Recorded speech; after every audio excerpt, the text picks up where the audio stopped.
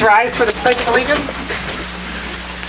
I pledge allegiance to the flag of the United States of America and to the republic for which it stands, one nation, under God, indivisible, with liberty and justice for all.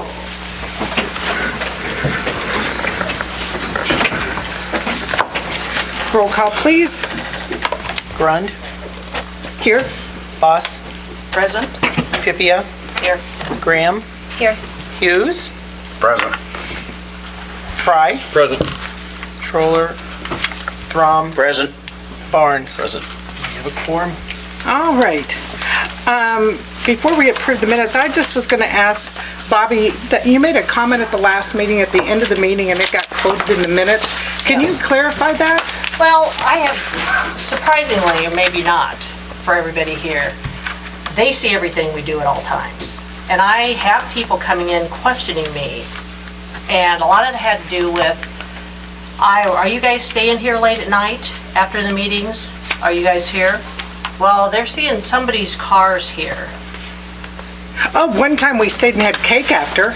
Okay, I'm just saying. There was only two of us, though. There was only two council members. It doesn't matter. It doesn't matter when they see, we've had the meeting, and then there's vehicles still here until whenever you stay. They come and ask, I'm like, I don't know, I didn't hear anything about it. I have no idea. It just, a lot of it has to do with whether we're doing something wrong or not.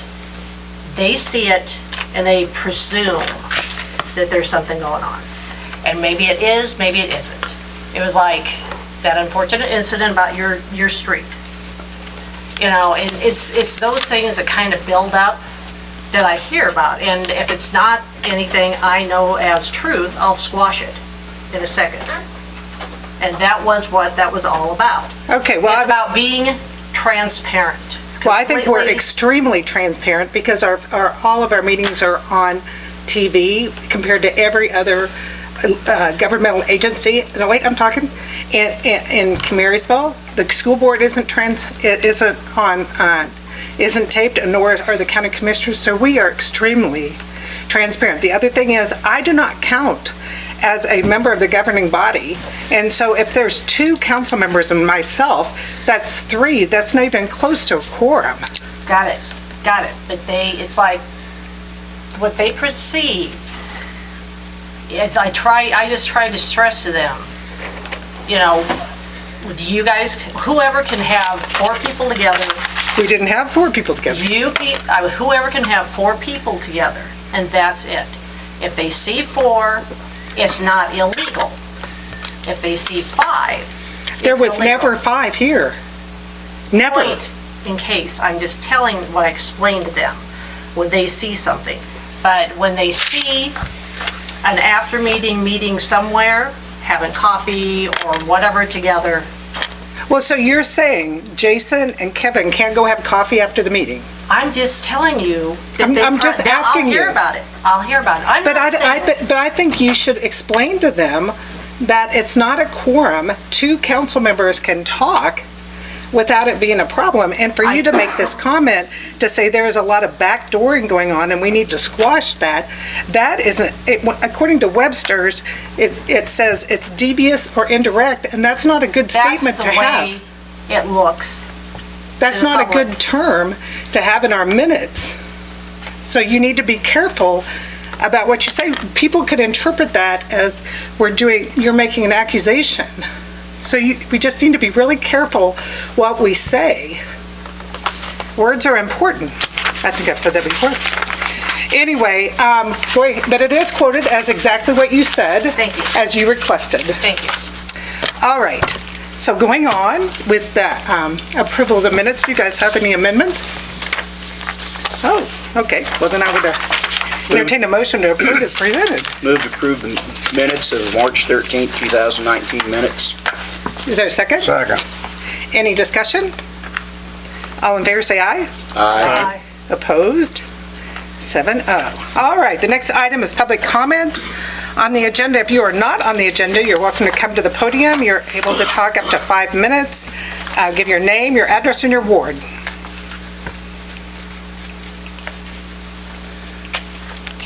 Hi, my name is Derek Raver. I live in Home City, Kansas, and I am here regarding Senior Prom Walk Night.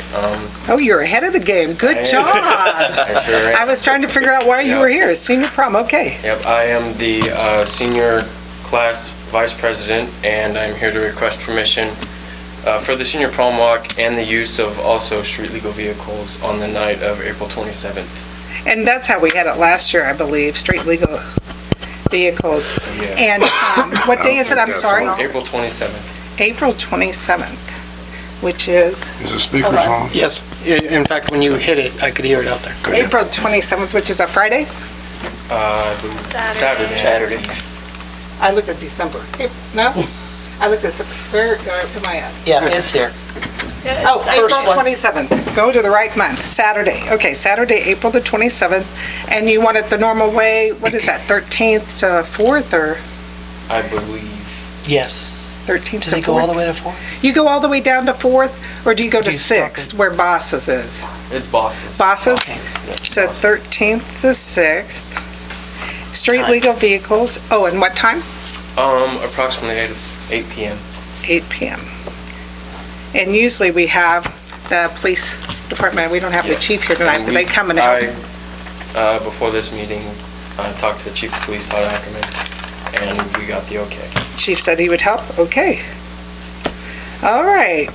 You guys have any other questions? I know you do, Kevin, isn't he related to you? Yeah. Your nephew? My nephew, You have any questions for Derek? No, I don't. Congratulations on a great wrestling season. Thank you. So I would entertain a motion to approve the prom walk and the request made. I move to approve the prom walk as requested. Second. Is there any further discussion? All in favor say aye. Aye.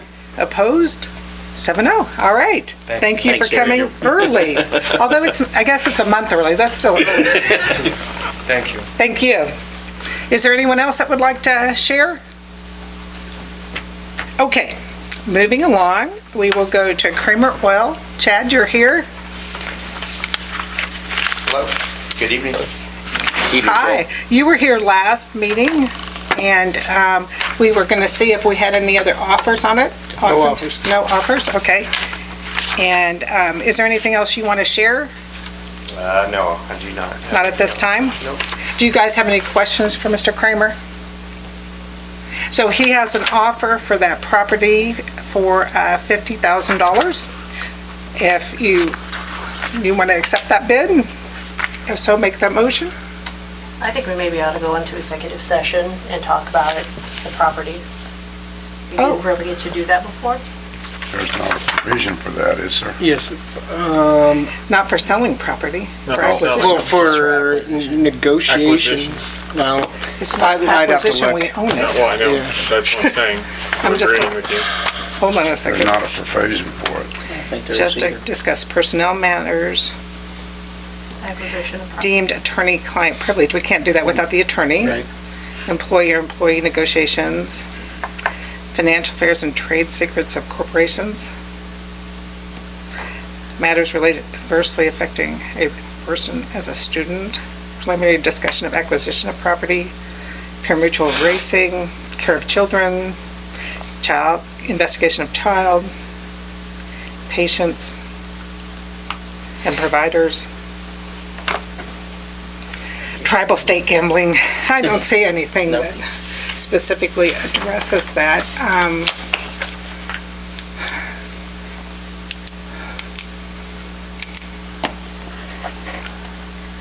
Are you wanting to share some alternative uses for that property, or? No, I just think that since it has to do with our property, we haven't sold it yet, I think that we need to sit down and maybe talk a little more about it. I You know, we think- had his bid, and then we didn't really sit down and talk together as a council about it. But I think we have to do it in open session. I was gonna say, we can talk about it right now. but- Okay, what is it? Is it 81,000 that it's appraised at? Is that it? 81.2, Is it? 81.2, yeah. 81.2? No offense, but you're lowballing us. Because we paid 150,000 for it? I think we all agree that we overpaid for it, but yes, we Yeah, did pay we paid- 150. Yeah, we did overpay for it. I think even close to what is appraised at would be better. I would feel better about it. I personally would feel better since whatever happened before. I think that we just can't throw the baby out with the bathwater, so to speak, on this. Terry, what did you want to say? Madam Mayor, I feel that what Bobby said about the appraisal deal is what it is at the courthouse now. However, if the city had wanted to, they could have gone in and got that appraisal going way down once that house was removed. That appraisal price isn't anything to even talk about as far as this property goes, whether we sell it or whether we don't. Yeah, we didn't have any incentive to go down because we're tax exempt. There was no incentive for the city Right. to go ask for a more reasonable price on the property. I understand what you're saying. I'm Yeah. just saying, as an individual, we would go and contest it, probably. Did you have Yes, more to add? And I'd like to add that we maybe paid too much for it. It's there. As far as I feel, it's hooked to his property, and he would probably get the best out of it, and for the city to make some money off of it, I think it'd be the thing to do, and I don't see any reason that we've given him 2 weeks for somebody to come in and say something about it. I think it's time we sell it to him or we don't sell it. I think I did look up on the property tax rules for his adjacent property, which, do you know your adjacent property, how many acres it is? Not to so put the- you on the spot there. Yeah, the office location or the store as well? Or Both, combined? yeah. Do you know about how much that is? Is that about comparable size to this acreage? It's a little less, I think, maybe acre and a half, 2 acres, I'm guessing. Okay, Sorry. well, anyway, I believe on the tax rolls, you can look that up real quick if you want, Austin. I think wasn't it 50, when we did look at it on the committee, and I think it was 51 or 52. Do you remember, Darlene? With the tax roll on Yeah, on on- the developed property. On his property, just not the buildings, just the land, you know how they separate land and building, and just the land side of his, I believe was 51 or 52. While you're looking that up, I had another question. When you were here before, did we discuss the costs as far as any surveying or closing costs and that? No, I didn't think we talked about that. and that's a good question, so. Those can kind of add up. I mean, Right. And I guess I haven't considered that yet, and going forward, we'll see what that happens here tonight, but I haven't thought about how much they would cost exactly. I mean, what a guesstimate would be. So normally, the seller pays those? I was all That's over. what- that's- Sometimes buyers, sometimes That's sellers. negotiated. It's negotiable That's- Yeah, usually. that's where, Okay, all right. I'd Do you say see it it could on be there? 10%. Madam Mayor, I'm thinking in the future, we have this sort of an incident, we should not, if somebody offers a price, we should not disclose it. It should not be in our packets, because this doesn't leave us any negotiating room when it's made public. Yeah. Do you see it? It doesn't like, It would It doesn't look open today for me. I believe we looked at it. I didn't bring all my paperwork this time, but I remember your offer was similar to the price of that land.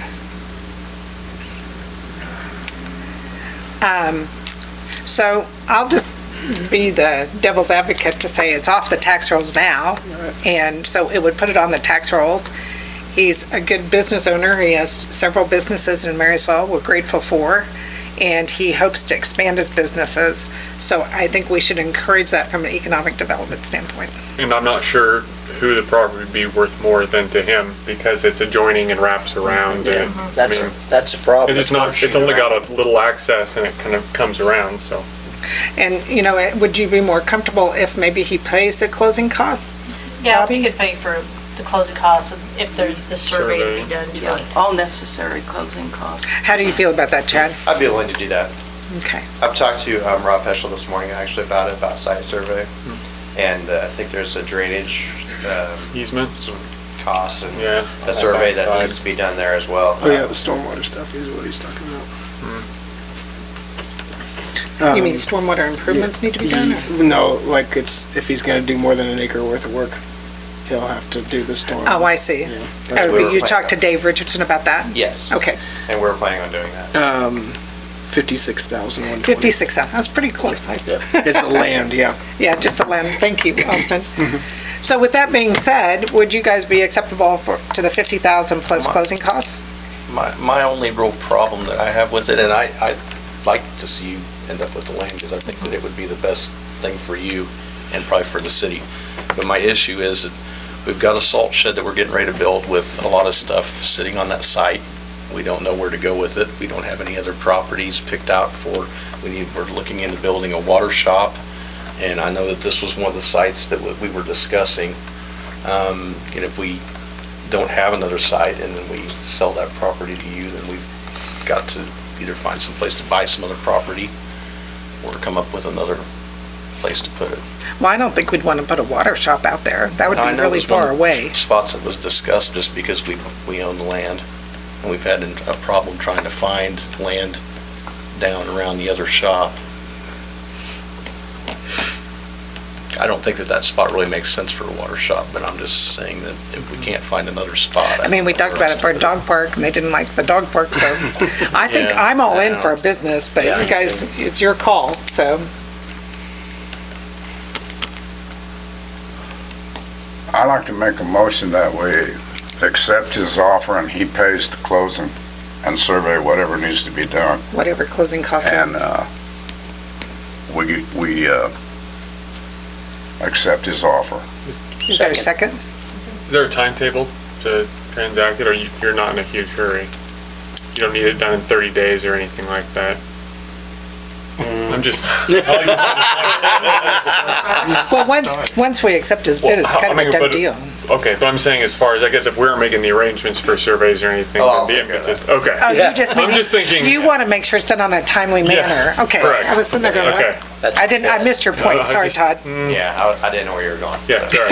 My bad. Okay, so you're okay with that, timely manner of Yeah, closing? yeah. Okay, we have a first motion and a second. Is there any other discussion? All in favor say aye. Aye. Opposed? All right, you have the land. Thank you so Appreciate it. much. Thank you very much, Wish you everyone. the very best. Thank you. Thank you for being such a good business person in our community. Thank you, Carl. Appreciate it. All right, investing in Marysville, we need more of that. All right, Kester Block Wall. Sharon or Ralph, or both of you, are you coming up?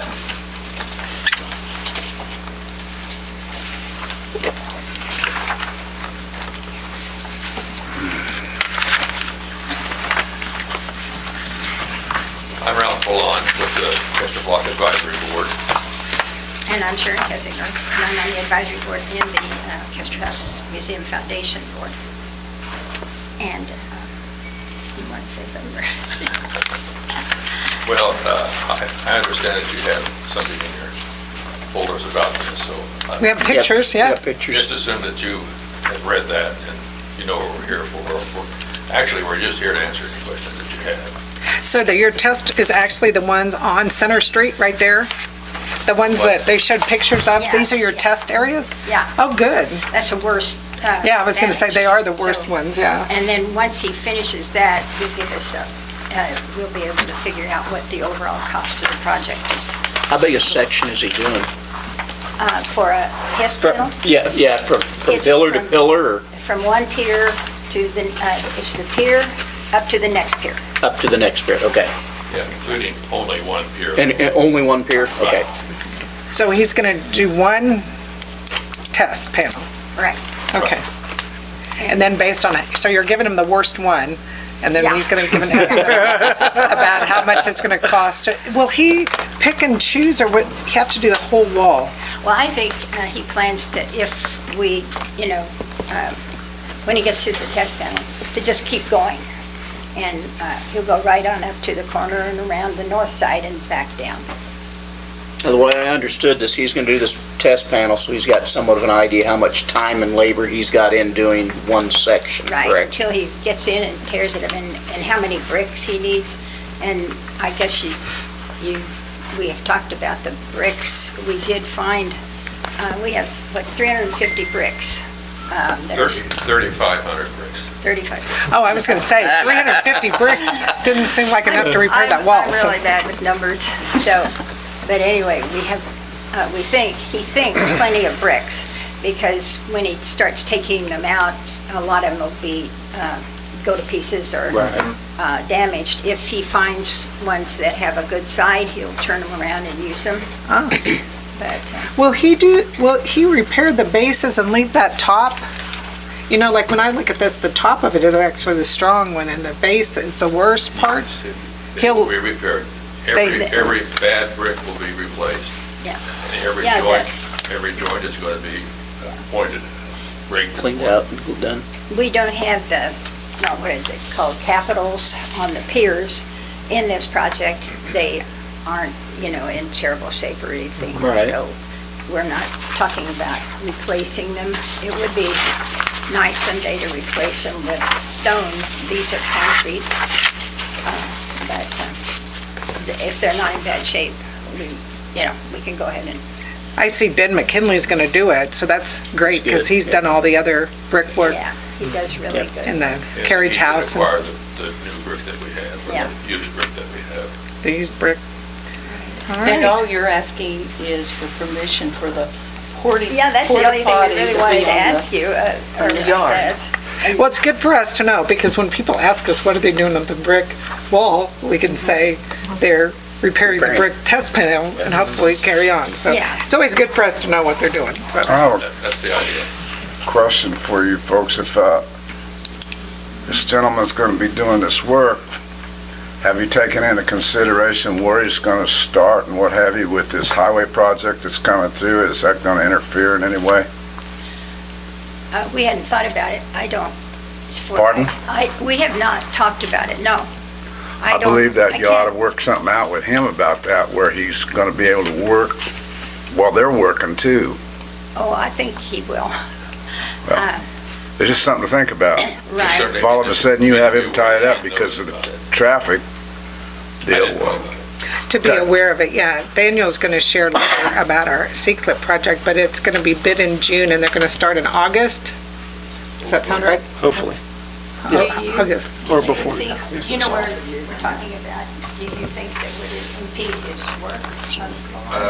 Well, the parking lot out in front isn't going to be touched. There's that open area there that. Off-street that's not gonna be parking. Part of the project. But they are starting on the west side, so they're going to start, the west half will be the first part that's taken out Out of the street? of the street. So, normal access would have to come from the north or the south along the sidewalk itself, but we'll probably have some opportunity for small equipment or something to sit in that parking area. Because that parking area won't be. Parking area is I that. don't know what. In front of the museum. The stalls. Yeah, just right in front. On the highway On side. the highway side. On the highway street? side. On the Yeah, street. angle parking. yeah. On the highway or on the Broadway side? Well, no, that would just be on the highway side. Highway side. Okay. And really, I think he'll probably be coming in and in the back, in the alley, on the alley side. Oh, okay. That's the way they've always, workmen have usually done. Okay. And I don't think he'll have to have any equipment that's huge or that he can't get out, wouldn't be able to get I out don't there. know the extent of where the plan is. Well, that was a good point to bring up, whoever brought that up. So, There's very little problems with that corner of that. yeah, so that we're not going to touch the corner Very little. up to the corner, up to the curb, yeah. A little bit of curve into that transition. I move to allow the porta potty on the Kester House lawn. And for them to do the test panel as well? Yes. Second. Is there any further discussion? All in favor, say aye. Aye. Opposed? 7 out. Well, thank you for the foundation for funding this test panel. You're very been generous to the museum, We so, understand our intent is to progress with the thing as soon as we can after the test panel is done. We can get a good idea of what the cost is going to be. so will we apply for a grant for that? Well, can Can that apply for a grant, a Heritage Trust Fund? We had asked earlier if we could, if the city could do that, but they can't apply for another one until the one on the restaurant. Oh, the Kester House restaurant Until we is done? get- until we're done with And we've been that. raising money, so. And there's a chance, if I understand it right, that peripheral walls Are aren't excluded? covered under, but I'm not 100% Aren't on they that. part of the structure? You would think with the brick, You'd think so. Definitions. But yeah, Bugger. I just remember having that conversation with the Heritage Trust Fund that the walls weren't necessarily covered by the Heritage Trust Fund. so is your In other words, intent to do it quickly? Pardon? Is your intent to do it quickly? Yeah. The wall? He's gonna take Quickly? he's gonna be taking care of the business too. I think Ben McKinley thinks that they will get probably the east and the north sides done this summer. And then That's pretty probably the fast. rest of the alleys. That's fast. That's That's what, But yeah, it's too late for a grant then, Who yeah. knows what, I mean, he wanted to start last fall, but then it got cold and that just, This wasn't a good winter to work, so. no, so, Not at all. well, I don't want to take up a lot of your time, but I wanted to invite you all, and in your packet you have our letter about our garden meeting. That's another big project that we're getting off the ground with, and it's at the library at 10:30 Saturday. And I wish you could come, I wish you could all know what's going on at the museum, and so you can tell people and help us, build support for things like that. Will you, any materials that they distribute, will you make sure gets to Austin so he can put it in the packet as well? Right, and, yeah. For next time? The Laura Stack is the name of our consultant, and she's from the Kansas City area. She went to K-State and was a student of Gus Vanderhoven's, by the way, and he's helping us free of charge. But she's going to prepare a PowerPoint presentation for our meeting Saturday, and then she said she would have a little booklet, and she's not making a whole lot of copies, but we could make copies. Yeah, that's what I meant, Get that to you. And I think that she plans to prepare recommendations for maybe, I think it was 10 different parts of this project. And then maybe we can pick one and start right away, or, but we need to kind of get it figured out. Okay. What we want to do. And so, Well, just great. appreciate any. And you think she's gonna be there in the afternoon as well? I made that commitment for, Yeah, I think she will, and I thought we'd probably be down at the museum in the at that yard point? Okay. I'll try to come down after forensics. Okay. Okay, All right. thank you. Thank you. Thank you for all you do for our museum. Yes. All right, the next page is bids for Highway 36. Tony, is there anything you want to share? Not really, I've just presented information in the letter. Unfortunately, we only had one bidder on the project, but it ain't, with the type of job, it is a small job, and with the local contractor, it's not surprising. And you feel like we should go ahead and accept it even though we only have one because it's close enough to your estimate? Yeah. All right, how do you guys feel? Move to approve for the bid on the Highway 36 project for $69,647. That's coming out of sales tax, right? Yep. Second it. Second. Is there any discussion? Yeah, what's the warranty period on this if it alligators and has problems? I feel compelled to ask. We have 1 year in our agreement again. Okay. 1 year from date of sign off. Yeah, yep. Oh, I have one question. What caused this to begin with? My guess would be just the base failure underneath that, where we widened it, where it matched to the old street. Potentially it got wet during construction, didn't dry out enough, and they put the concrete on top of it and the asphalt, and it just kind of failed there. And it's right in line with the wheel path, unfortunately, too. That makes me really nervous because Kevin is always nervous about us doing construction projects late in the year. He's the guy that always brings it to our attention, and so you're making me nervous when we say that that's what it is. Yeah. And we're getting ready to look at this. Yeah, I know. But 1 year warranty must be the norm. Industry standard. All right, you guys have any other questions for Tony? So, Kevin, you made a motion. Did somebody second it? Jason Jason. did? Okay. Is there any other discussion? All in favor, say aye. Aye. Opposed? 7-0. Thank you, Tony. Thank you, Tony. That should make you happy with your bicycle, motorcycle, all those, All the all your above. vehicles. It just continues to get worse. Since you're the one that first brought it to our attention. Okay, Daniel, you're up.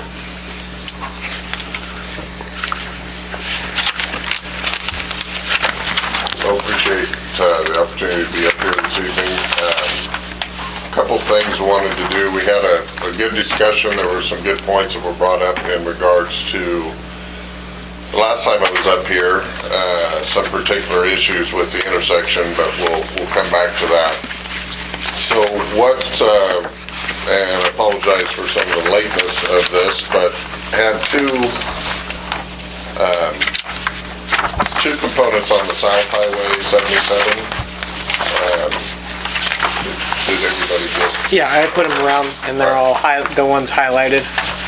What we've done, I had some discussion with Carla last week regarding looking at opportunities for the South Highway 77 C-Clip.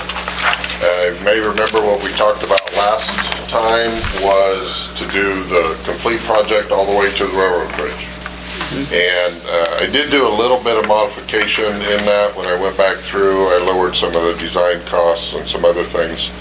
So that project is just over 1.5 million, where the 1 million would be a grant, and that would take it all the way to the railroad bridge. So where we're ending the Phase 1 project all the way to the railroad bridge. And because the maximum grant for KDOT there is 1 million, that would be 508,000 would be city matching for that.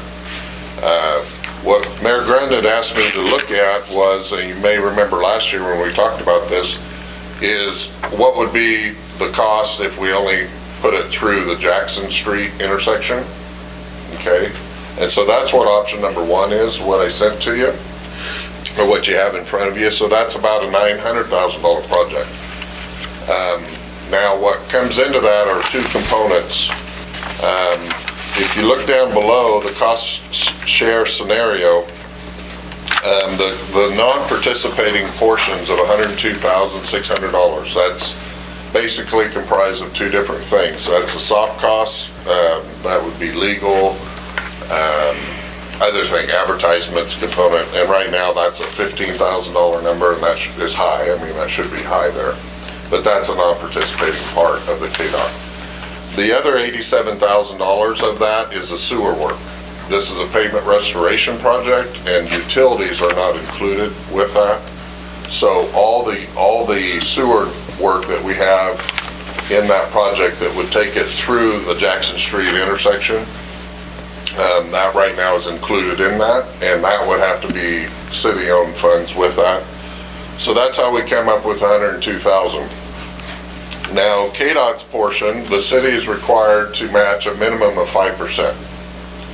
So when you take I'm going to use round numbers, you take the 900,000, you subtract the 100,000 that the city's putting in, and then 5% of that, you're going to add another 40,000 for your 5% matching.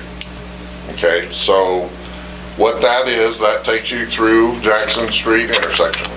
You would get about a $750,000 grant from KDOT. The city would have about $145,000 of matching for that project.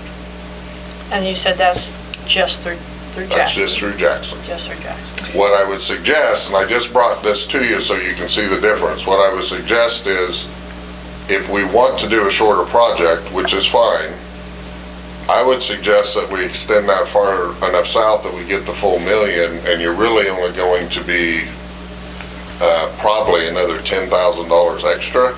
Yeah, I went and looked at that, and there's a place that it kind of goes together Yes. and narrows. Did you look at it when you came in?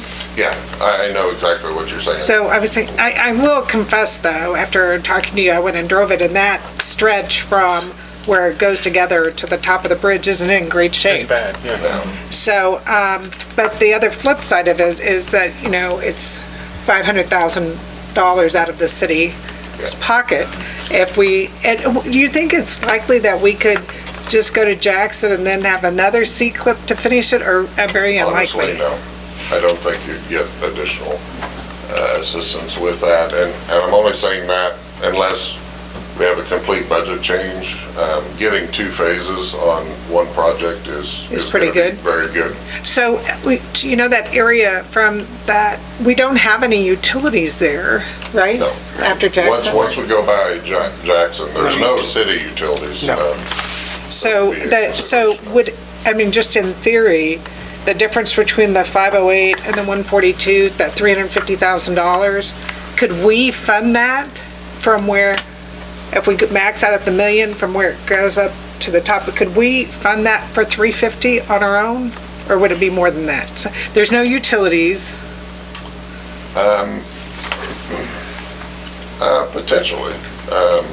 So you're saying in a separate project? Yeah, well, What I'm saying is, so you have 140,000, and I'm gonna use round numbers. Just say 140,000 it takes you through Jackson, what the city's costs are. You want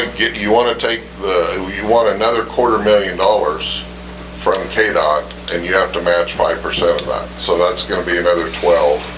You're gonna be at about $160,000 worth of matching to get that million. And that's gonna take you likely past that adjoining. And if you wanted to stop there, you definitely could. To be honest with you, if you're going to do it, you need to do it now, because the traffic control is going to be a very big issue with that project. true. And we're taking it through the widest portions. Once we get to that area where it's getting back in, you have no options other than complete shutdown of one lane, and it's an expensive manner to have the traffic control. I mean, we're looking $40,000 to get that set up. Now, it wouldn't have to be that long, because it'd be a much shorter project. But if you were gonna try to do it, if you're gonna try to do it in concrete, you probably wanna do it all the time now, altogether. If you're okay leaving that stretch of asphalt, it'll be a higher maintenance component, but it'll be a shorter stretch. That asphalt will be all out of there in 2 years. Yeah. It isn't that great now. Yeah. I was just thinking, before I went and drove it, I actually thought, that road's not that old. So you wouldn't think that that would be as beat up as it is, A but, lot of traffic on it. okay, well, I hate I don't think it'll be it when we get $1 million and we have to pay $500,000. I was trying to get away where we get $1 million and we only have to pay 15%, other than 50%. But they really like the projects when cities I throw a bet they bunch of do, money yeah. at it. And the other thing is, it'll be federal funded again, won't it? Probably. Well, with this, it gives them that opportunity. Yeah, federally so they'll funded, probably because fund it they'll then like for it us. that way, where they have that option. And I do think KDOT would probably come back and say, do you really want to leave that stretch? Now, if you stop at Jackson, I think that's a little different story, but if you start coming up that hill, and you're gonna come up a third of the way, they're gonna be, well, why don't you just finish it? But we can do it either way. What we would apply for in regards to KDOT is $1 million.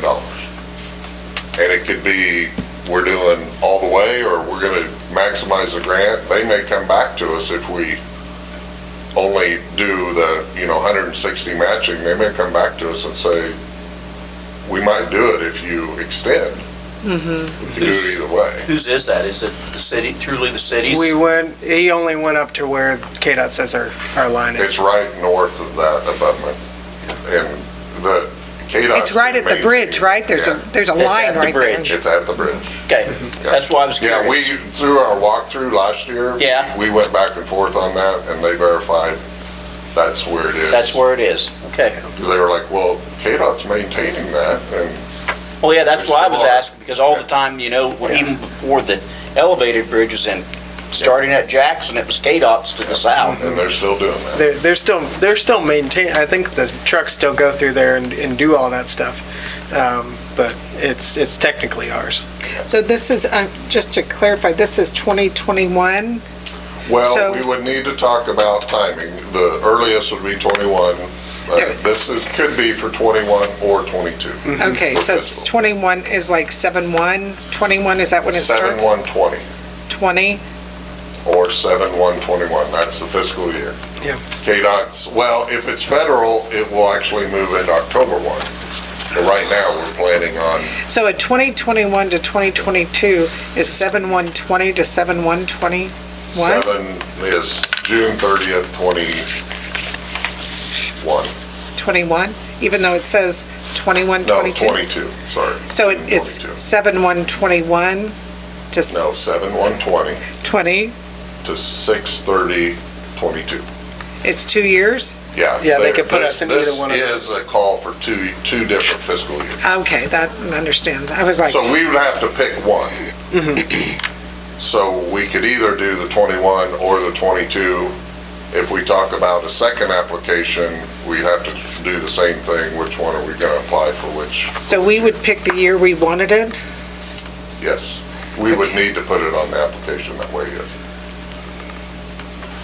So next year's. They can always ask us to move that too.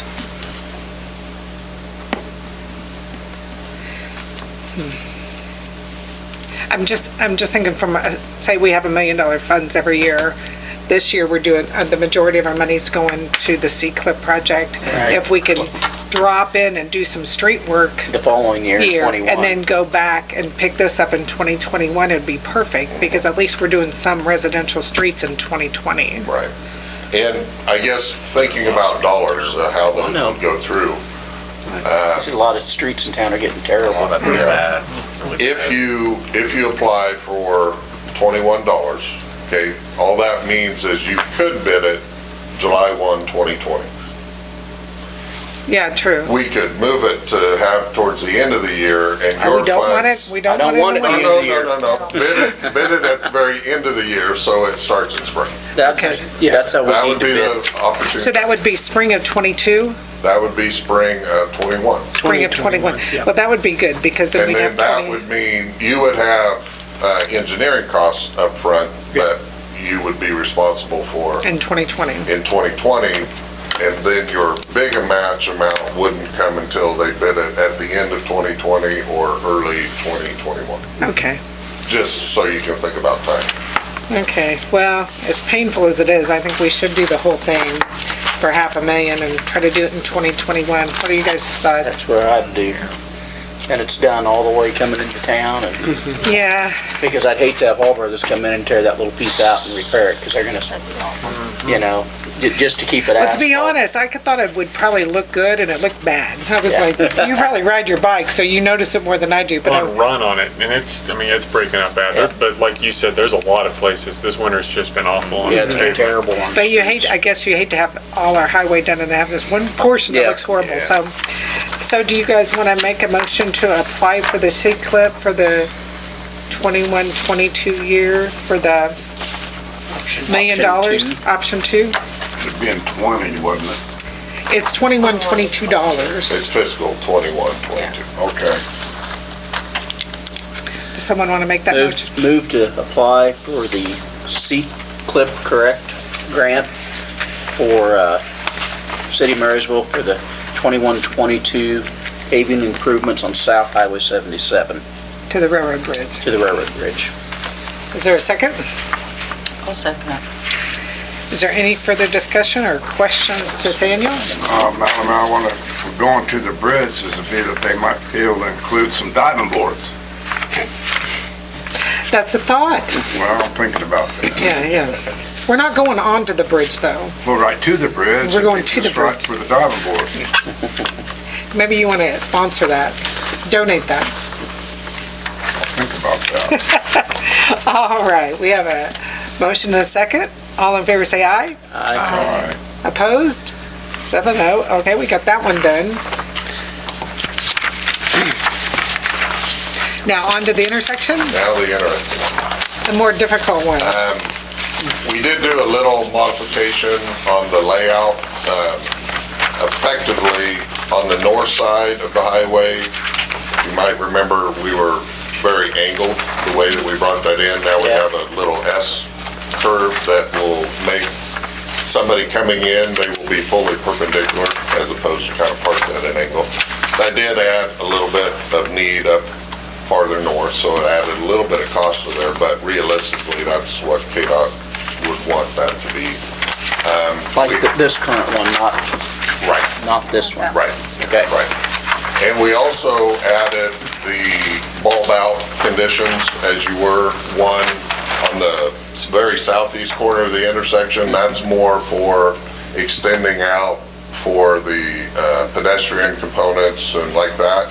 Then on the south side, that's more that barrier wall. We talked about this, some kid coming up on the inside or something, just not paying attention, and that would be, so those things are put in there. We've left the existing curb as is effectively on that east side as it goes through. One of the things that we talked about, and we've been back and forth with KDOT on a couple of things, and I mentioned this last time. There's really two major funding opportunities that you have for this work. Okay, one is the C-CLIP process, and the other is the corridor management. It's important to understand what each of those funding opportunities are for the city, and I'm going to talk, because it's the easiest. Corridor management is a great project, is a great funding for very large projects. They will fund up to $2 million grant for construction activities. No design, no construction engineering, no right-of-ways, no utilities, just No land. construction. Okay, so while it is an opportunity for you here, it appears to us that it would be more economical for you to at least try within the C-CLIP project to go after this project. Because what we've provided on the widening application on the estimate, this is looking at taking pretty much the whole southwest corner, that existing lot would be gone. I'm throwing in numbers, there may be a little off on right of way, but they're probably fairly close. I think we looked at some appraisal values. But it would require, effectively, we'd buy that whole lot, including the building. C-CLIP does participate with that. So that's an important factor. So if you have to buy a building, C-CLIP will pay for part of that? Yes. Really? What you went ahead and said. Yeah, let me get through that. In the southwest corner, you betcha, it will. And the reason is, you might be able to, if you think about it this way, remember last time I said anybody coming in on eastbound 36 wouldn't be able to come in on the north side of that building anymore. Right.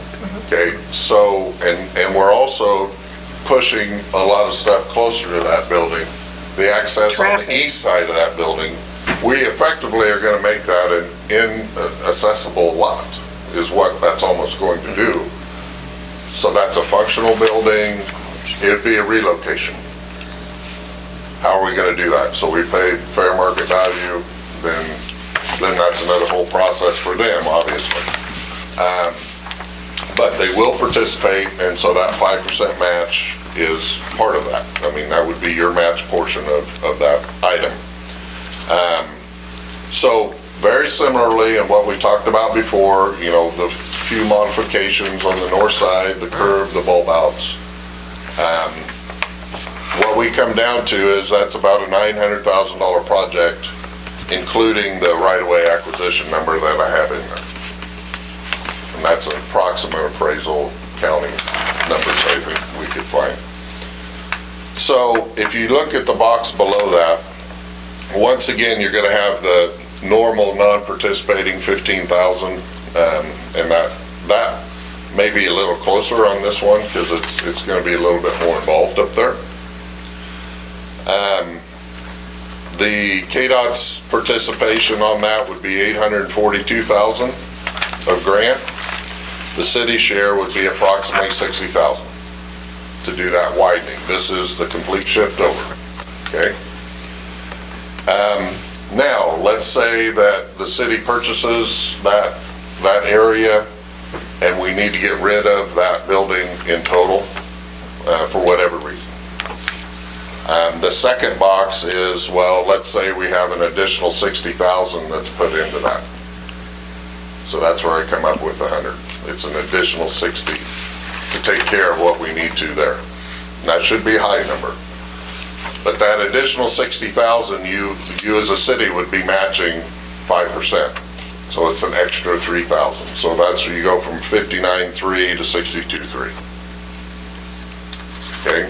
So that's kind of the whole kit and caboodle of shifting that lane. That's a $900,000 project. KDOT's gonna be putting in $840,000, and the city would be putting in $65,000.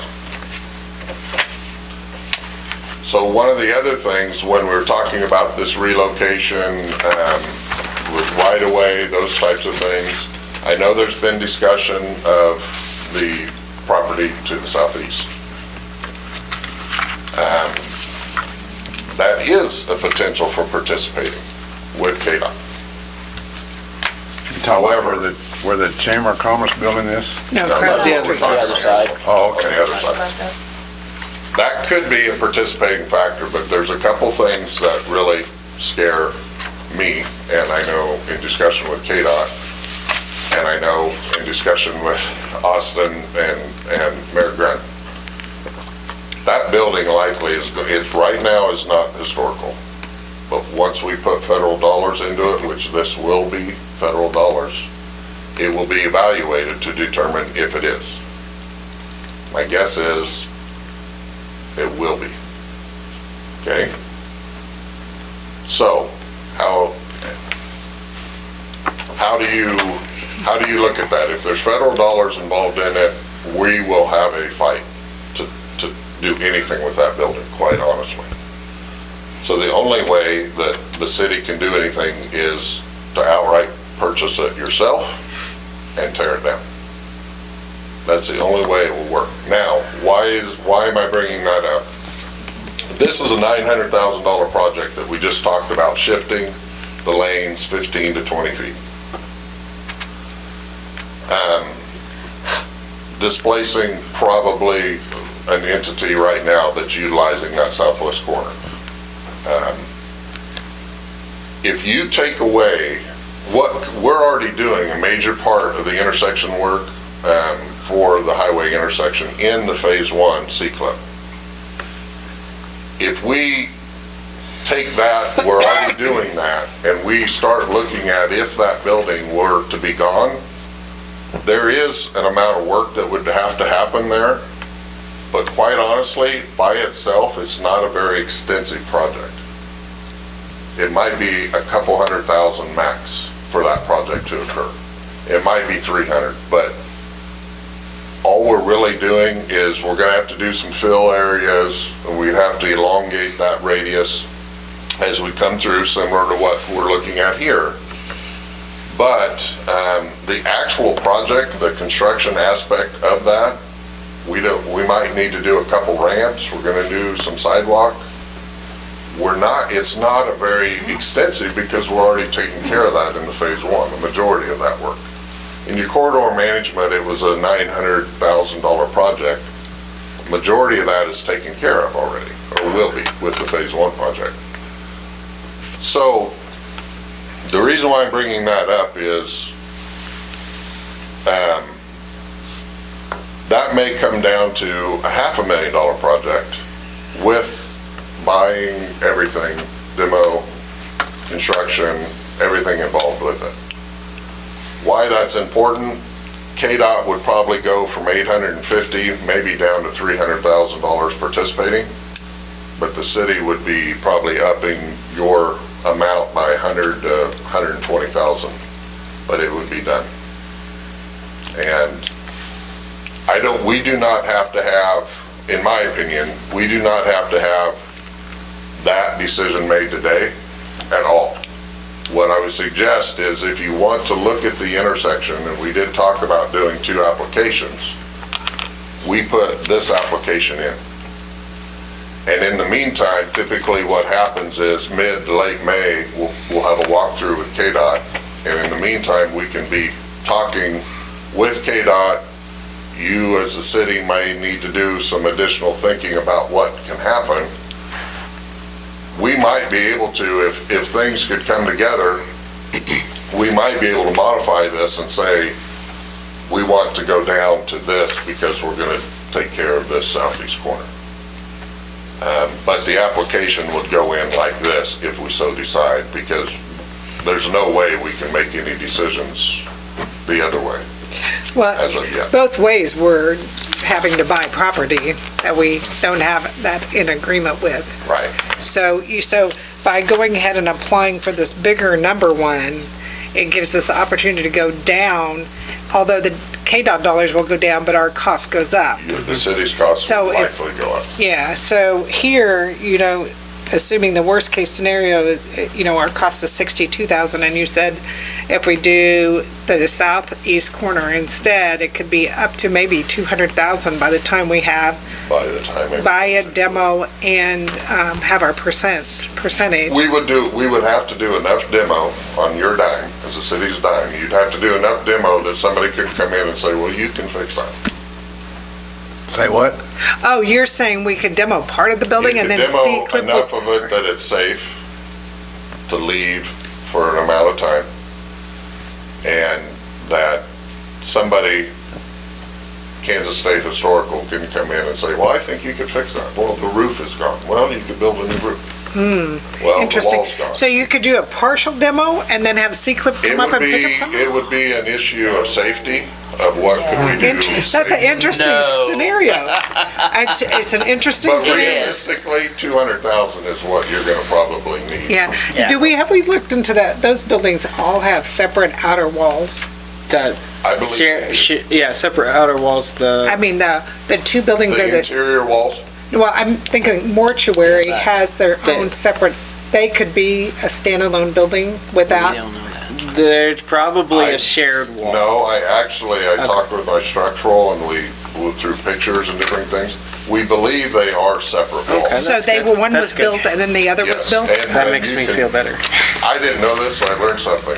He said, you look at the bricks, and obviously the brick is different, Right. but they're not lined up either. Ah, okay. So they're 2 different stacks. The issue would happen is the one that would be gone has a basement, and there's gonna be a wall down to their basement. We would wanna keep that to a portion and leave part of the floor almost as, that would be the retaining wall for that. That corridor management study, when we did it, they were concerned about the entrance for Kinsley's on the highway side. Yes, And if we actually do this swerve to the west, it would be less affecting them, wouldn't it? Than to tear down this building would be real close to where they back in. right. So Well, yes, for them you're as a right. business, the going wide west would Gets farther protect away from them, their yeah. entrances. Although what we've looked at so far, we would only be a few feet into their building for the construction activities, if you will. So construction wouldn't be an issue. It's still gonna be, the trucks are still gonna be coming there. I mean, Yeah.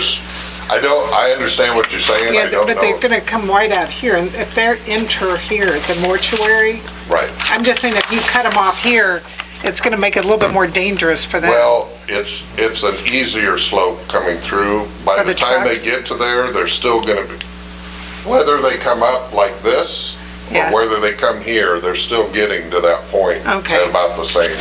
All right, I just thought maybe it might give them better. So anyway, and then you talked, so the corridor management is more costly. So you think we should do the C-clip, and you want to do this one 21, 22 as well? As the, No, that one, I thought we were doing 21 on the first one, and this would be 22. 22, 23? No, No, no, no. 21, 22. So you The same year. you bid fiscal year 2021 at the beginning of 2021-ish, or somewhere in the middle of Yes. 2021. So It's just it'll be when it's bid. 2022 project? So our current project is gonna stop at Main Street then? That we wanna No. start this year? No. No. We're gonna do this, and I asked him, he said Well, why that do we this want- is not going to, Good.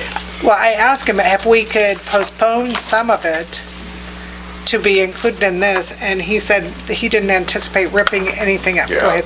the issue that That's we're my gonna look problem. at is, yes, and that's KDOT's problem too.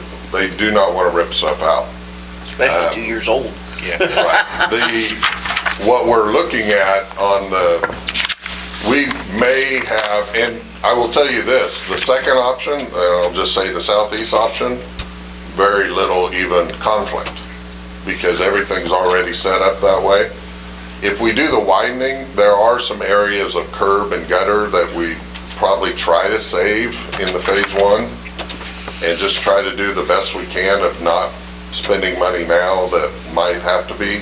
Right. But effectively, the transition process through that intersection will be set up for that, depending upon what we do. But we kind of need to know that, hopefully, and we should know probably in June if we're awarded these projects. But I fully understand, and I think there should be some opportunity to make sure that we're not spending money here that's going to be taken out. I mean, I just assume stop this project we're on this year, stop it on the south side of Broadway, and take it south another block. Well, if you can have better luck talking to KDOT than me. That's exactly Well, the only thing is that intersection's gotten really bad. I You know can it see is. the brick there in Yeah. several places Yeah. at that, But the brick's not gonna come out. but you have a ledge between the I did asphalt. talk to them that way, Kevin. I said, well, what if we do this? What if we just shift and we could go farther south? And they're like, no, you can't do that. What a bummer. And if they know we got this other funding, they'll I know. probably, whatever we can delay, they will probably let us delay. There may be an opportunity to do, if they were to fund both the phase 2 Highway 77 and the intersection, there may be an opportunity to combine those two in one project. But we still get $2 million.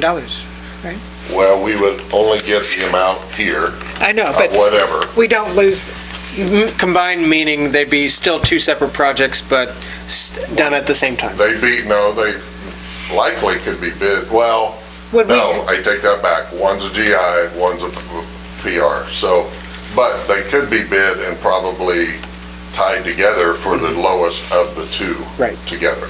on a combined basis, but we'd still get the 1.9 KDOT funding. You would get the million plus whatever we're looking at for this one, Yep. depending. So And you would expect that would be more efficient for that contractor to know, hey, we're doing both of these. mobilization and traffic control, which is going to be continued. So with that being said, if we do want to combine them, then out of our 21, 22, we do want it to be presented for the same year in hopes to do, no? No. If they know you have back-to-back projects, they can work with you in that sense. Okay, And if the phase 2, Highway 77 actually is federal, which is the way I would expect it with that amount of matching, that can actually move back for 3 months, 3+ months in the bidding process. That gives us that overlap between those two. So we can be bidding in for September. phase 2 of the C-CLIP, is what you're trying, okay. So at this point in time, you just need to know if we will commit to applying for that $899,000 grant to go to the west. Do you guys have questions about this map that he presented? So what we have to do is we have to, I realize where you talked about the demolition, the possible demolition on the east side. But on the west side, when you're coming around that curve, now do we have to leave, are we gonna leave that building and then leave an entrance on the south side of it? Well, that's a retaining wall right now. Oh, that is, that's Yeah. right. We would have to rebuild some of that retaining wall anyway. And we'd have to do, if we're going to leave that as an accessible building, Yeah. we're gonna have to come back, and we have some dollars on the sidewalk of what we're gonna have to do on the south side of the retaining wall between Okay. that and the angle parking. Maybe we can just keep it a public restroom. Because it does have a restroom. Kiosk, yeah.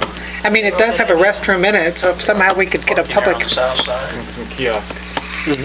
so, And understand, C-CLIP, this is not, you're applying isn't saying this is what we're doing. And if things, there is some work that needs to be done, especially on this intersection project, to figure out opportunities. And if it gets to that point and we're not ready, we just say, yeah, we're not gonna do that. So this doesn't set you up that, hey, we're gonna spend this amount of money, we're going to do this one way or another. I wanted to talk to you about the implications on that southeast side, on the historic side of it. yeah, we don't want them to tell them we can't. So, well, I think we should go ahead and make the application. If they don't fund it, we're not out anything. Our other option, if they don't fund it, is to apply for a corridor management, but of course, that will cost more money, and we'll have to decide. In the meantime, we also, it has to be applied for this week, right?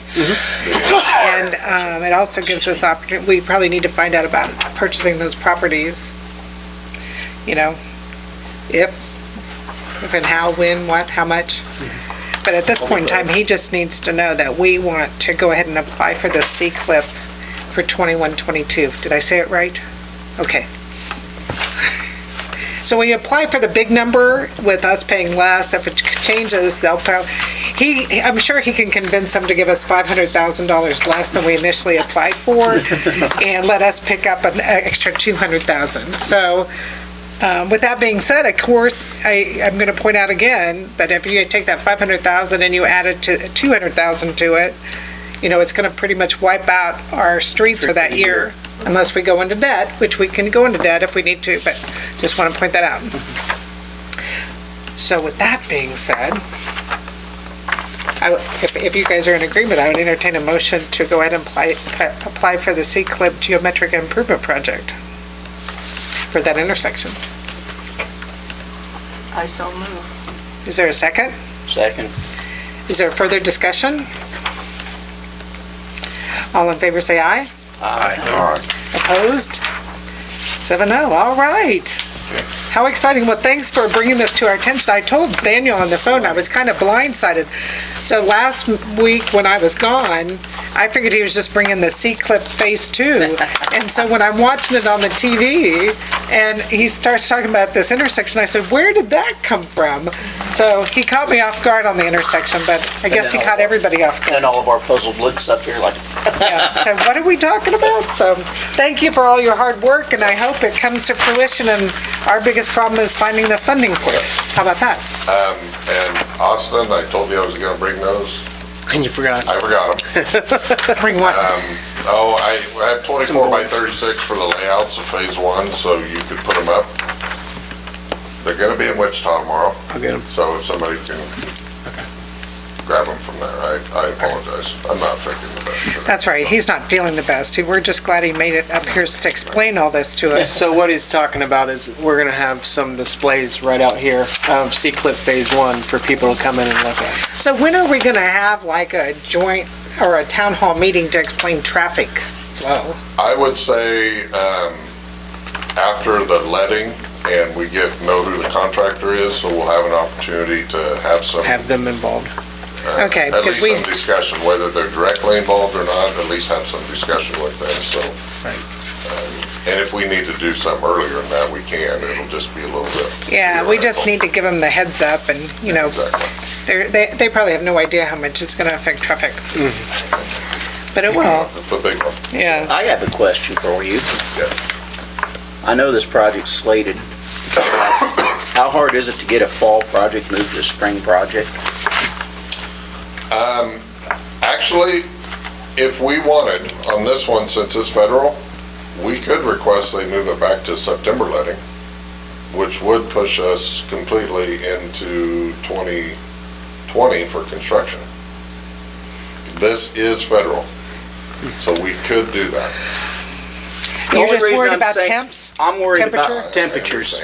And And, you know, this winter was so hard and long, and, you know, I'd hate to have half a highway done, and then here we sit for the rest for 6 months or 3 months till we can get back in and get let going me get again. back to you. I So do if you believe push we it to could do that. November, then they It'd would, be a September September letting. letting, which would mean they'd come when? we probably talked to them about starting in March. March, late like February. now?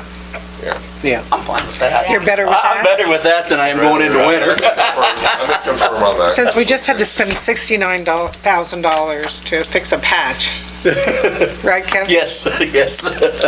I tell you, it's all over. The roads are horrible. This is- Yeah. Oh, yeah. Well, I'm sure we could find ways to spend some of that money we have set aside for the C-CLIP this year for, or maybe our residents would be very happy with us, so. Yeah. Okay. Okay, so you'll let us All know, right. you'll let Austin know? Thank you, and- Daniel. And so what, that's supposed to be bid in June, so would you know, how soon would you know that? So we know I if we would could say do. by the end of this week, I Ah. would see. So we Because it's can- not, they just set up the April letting. And so everything's into them. They would just have to move it back on their timing. But I just need to confirm that they're allowed to do that in their funding, which to my understanding is federal. So, Now, we don't risk losing that money. no. Okay. That's the important. No yeah. risk Yeah. losing, no risk. don't do it Yeah. if we risk losing it. We want that $1 million. Yes. Okay, thank you, Daniel. Thank you. Good idea, Kev. Good idea. I just hate going into winter on projects like that. I know. All right. I'm not aware of notices or hearings. Was there a meeting Yeah. after I was gone, after I left? Oh, the planning and zoning? Yeah, was there a meeting while I was gone? Yes, there was. There wasn't an awful lot of reviewing of the book. It kind of talked about the mixer, the town hall meeting, and the group decided to kind of concentrate on looking around for an industrial park, or looking at property that the city already owns, kind of concentrating on that. And another item to concentrate on was senior Housing. market rate housing. So that is what they think we haven't done yet regarding the comprehensive, both of those I think were discussed in the comprehensive plan, They were discussed in the comprehensive book. and just kind of going forward. Okay, all right. So that's the only thing I'm aware of. Anybody else notice in hearings? All right, the consent agenda, there's 2 artist receptions. Move to approve the artist receptions. Second. Is there any discussion? All in favor say aye. Aye. Opposed? 7-0. We are very blessed to have MCAC in our community and to bring artists to our town and for our residents. So thank you, MCAC. All right, the next item is the appropriations ordinance. Move to approve appropriation ordinance 3695 in the amount of $320,691.41. Second. Is there any discussion? Well, some of the large items, there's 72,000 plus transfer per budget, 42,000 plus for payroll, and Blue Cross Blue Shield premiums of 39,000, and then the city's insurance premium of 95,000. Okay. You know, I was gonna look at that box real quick, and I'm sorry to talk about it now, but the Darren's Auto Repair for that truck 528, is that additional cost that we put that other 1155 in? The fuel pump went out. So now we have $2,000 invested in that truck that we're gonna surplus? Yes. Are we gonna try to use it a while? Yes, we have to use it until we get the new one in. So that's if we could leave it to the side, we would definitely, What kind of truck is that, 528? it's a 1998 Dodge 4x4 pickup truck. Pickup? Yep. Okay. So we spent $2,000. Do you think that we'll get some of that back? when we surplus it? I'm hoping we get a majority of that back, if not all of it. I mean, yes, we've heard this and that. We've heard that a 4x4 Dodge pickup might pull a lot, but also, depending on how hard they look at it, it might not pull very much. But it is useful to us right now.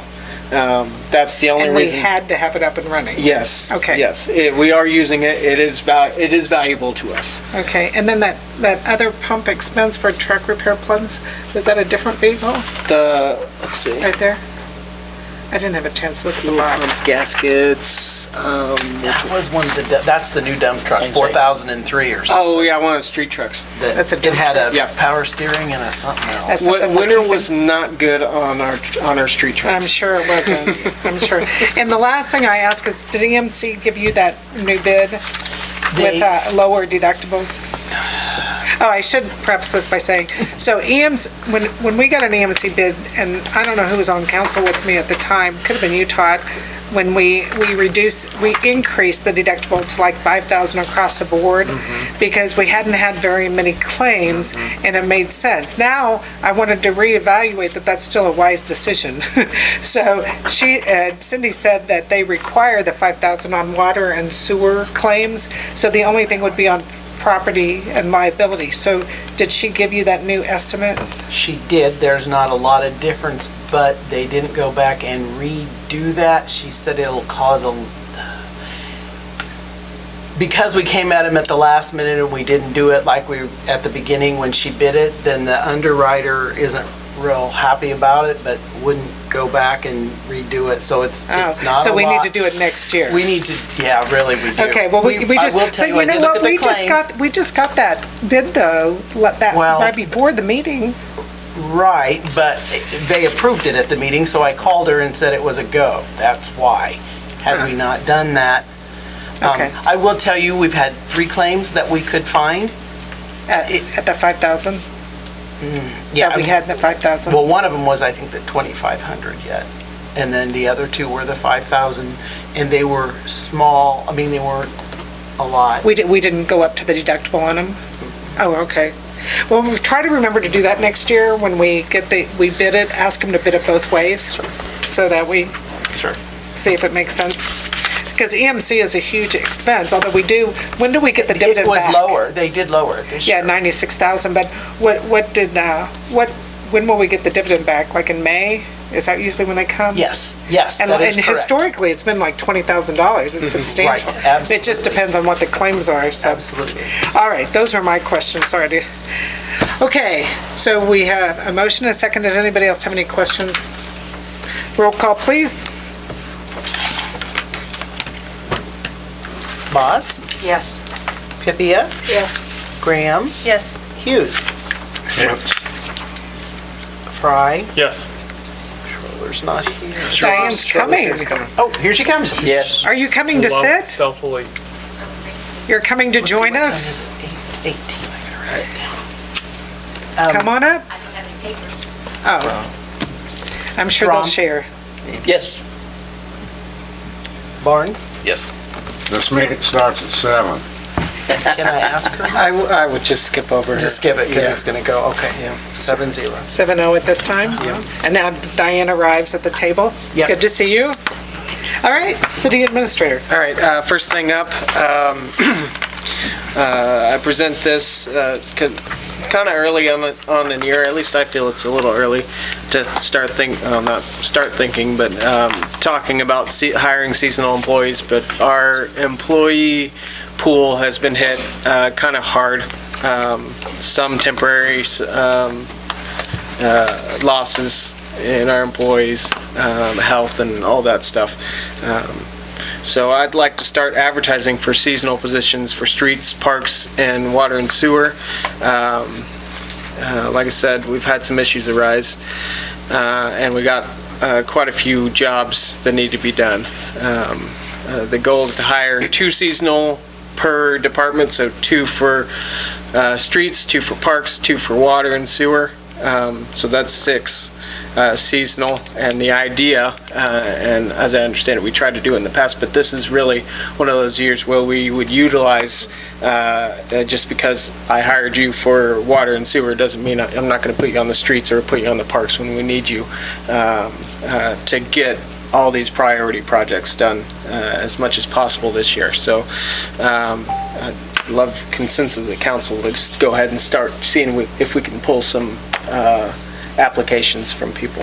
So can you so the street seasonal, what do they do other than what our crew normally does? They do chip and seal, it's Batch, burn grass. burn grass, they, Chip and seal, yeah. yeah, they, summer, spring through fall is a big concrete season, so it's curb and gutter, And and we don't, do they do some curb and gutter, that's yeah, true. yeah, all the concrete work that we do, following the water crew around when we have water leaks, trying to get the streets put back together. So the street does like curb and gutter and chip and seal. So what do the water and sewer seasonal, what do they aim to do? We would pull them in, and basically they would take the position of a full-time person in their normal job and send a full-time person and hopefully a seasonal out and do valve turning. You're gonna do that maintenance work? Yes, and cleaning sewers, and the maintenance that we haven't been able to do in the last few years, I want to start ramping that up. So the valve turning and cleaning lines? Cleaning lines, fixing water leaks, and all the normal jobs that the pit. Oh yeah, changing out meters, putting in new pits. Yes, we are going to get hopefully hit the pit list hard. We were gonna change out quite a few meters this year. We're going to try. Yes, yeah. Okay. I think we've decided we'll bring which program we want to move towards. I think we're leaning towards the Neptune system, which we would have to change out we will present that to the council for your guys' decision. But just after some presentations we got, I think that's a good fit for us, and that's important because that's the sort of meter we would have to go to as well, so it works within the system. And then the parks people, obviously it's the mowing. Yes, the mowing. Primarily the mowing? Yes, primarily the mowing, which they normally get 2 guys anyways to help them with the mowing, and the only So odd. that's the norm. We normally have 2 in parks. 2 in parks, 2 in streets, and we don't normally hire seasonal for water sewer. But you feel like there's enough projects, we need to do it this year? Yes. Well, I can see like the streets and the water sewer could maybe interchange, but That's what he maybe said. the parks The street, in. actually, the street guys actually send their seasonals a lot of times over to mow. So when I think it's going to be a big season this year with all the moisture that's in the But I ground. can't really see the mowing people, Actually, like we've vice had in the versa, when past, they being able to fit. the concrete, they do. They do, actually Parks does fill in with pour chip and concrete. seal and pour concrete. Yeah, it's all hands So on they deck. have heavy duty. Usually they labor. take our employees to help them and they let the seasonal mow. Yeah, it's Yeah. it's all hands on deck. I think we need 2 more, just especially with the water inspection, with what came back with that. So are you hoping that some of these will become full-time? Any of those, or do we have any open positions? If that's an option, I'd be happy to bring them on, just especially if we get to test them out. But Do you go to the schools and ask about seasonal? no, I haven't done that yet.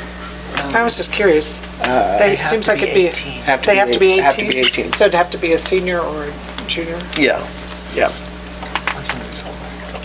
Or anyway, you might contact the school. I mean, that might be an option. It might be an option, yes. And then maybe we can get it for, they'll come back reoccurring for, maybe hire on as a full-time employee for the city of Marysville. That'd be great, yes.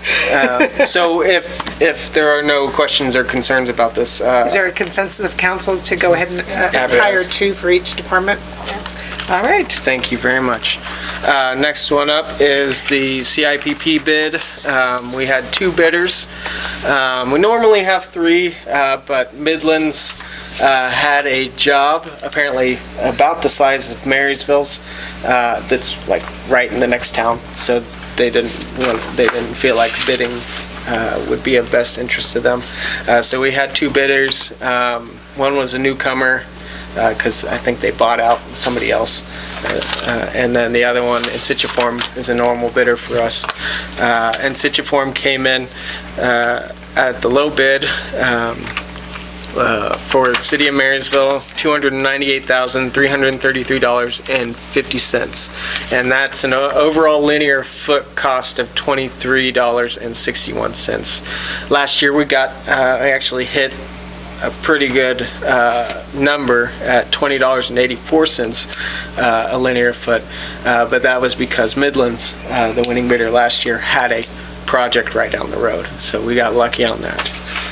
So this year came in actually slightly below our expected budget. You know what I don't like about this is when you look at that on page 28, Marysville picks up 84% of the mobilization, and we're the biggest. We are benefiting everyone else because we're the big project, and everyone is kind of jumping on our shirt tails. Right. So when you look at all those other cities, they're paying like $23.33 per square foot, and we're paying $23.61. So maybe we need to change the contract next year that whenever it comes in, we spread out pro-ratably based on linear feet, the mobilization cost. Because I don't think we should have to pay more when they have the advantage of a smaller project coming on to us. Nothing else, it should be level. That's what I said, pro-ratably. Yeah, so if here, just so everybody would be $23.33, and I know it's just like $4,000 maybe, but it's just a principle that we have the biggest percentage of this, and we're paying the most per linear foot.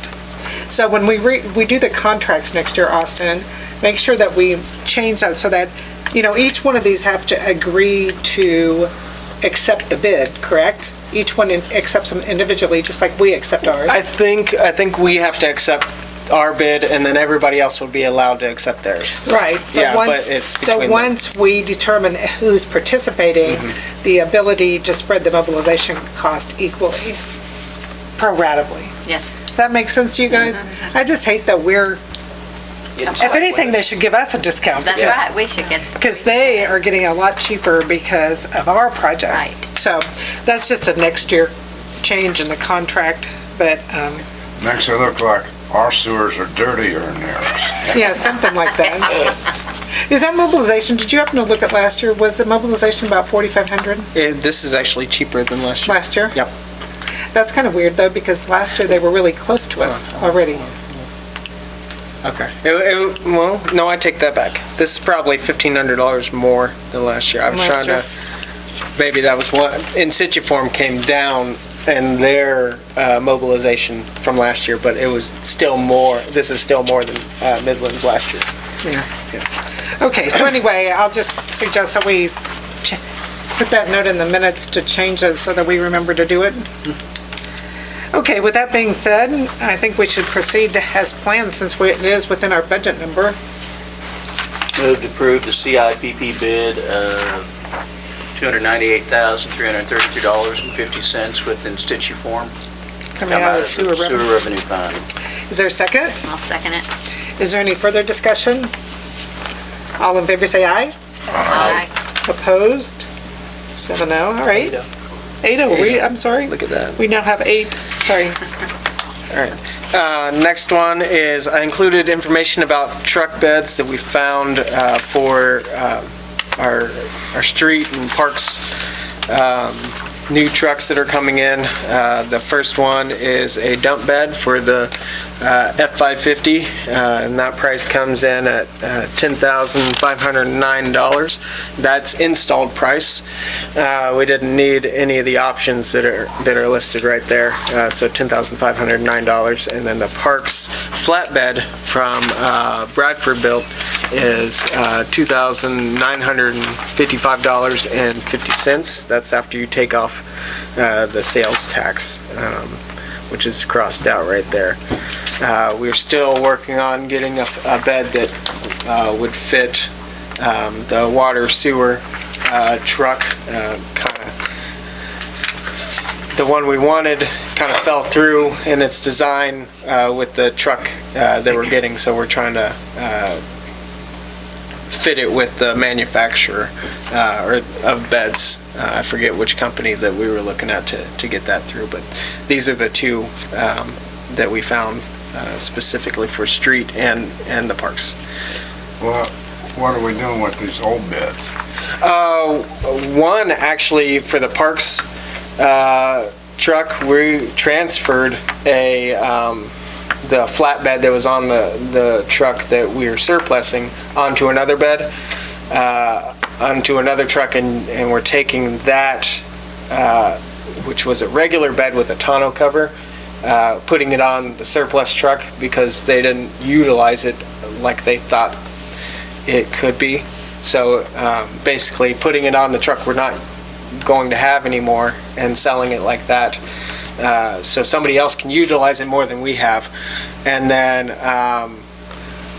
we were going to, with the other truck for this street that we're getting rid of, it really wasn't worth salvaging. It's worth more to the truck that it's on. So we're leaving that. Going to sell it. Sell it. And then same thing with actually the water truck that we're getting rid of doesn't have a specialized bed. So all the trucks that are coming in already don't have beds on them. I understood that. Yeah. I wonder about getting rid of the other equipment that we weren't, if we're gonna buy new equipment. Plus you got fire trucks sitting out at the dump that so far are still sitting. Right. And if we can sell it, we're gonna sell, it's already been surplus, we're gonna sell it in the next, when we do the rest of the trucks. Well, you know, my big concern on those bids, remember that bottom line where it says you have to check the invoice price before, and yeah, I think your comment was, well, if it doesn't come in, we just won't buy it. Right. So my only fear of buying these, but you're gonna wait and buy these bids after you have the truck? No, they have a lead time on them, and it's almost longer than the truck itself, so we have to get these on order, and these will be the prices. Well, these look like bids, but you know, my comment about those truck bids were you have to wait and see what the invoice was. Right. No, that money is going to be exactly what they said it is. It's always been that way. Okay. Well, so this Bradford one, you suggested it. So the Bradford couldn't do the other one?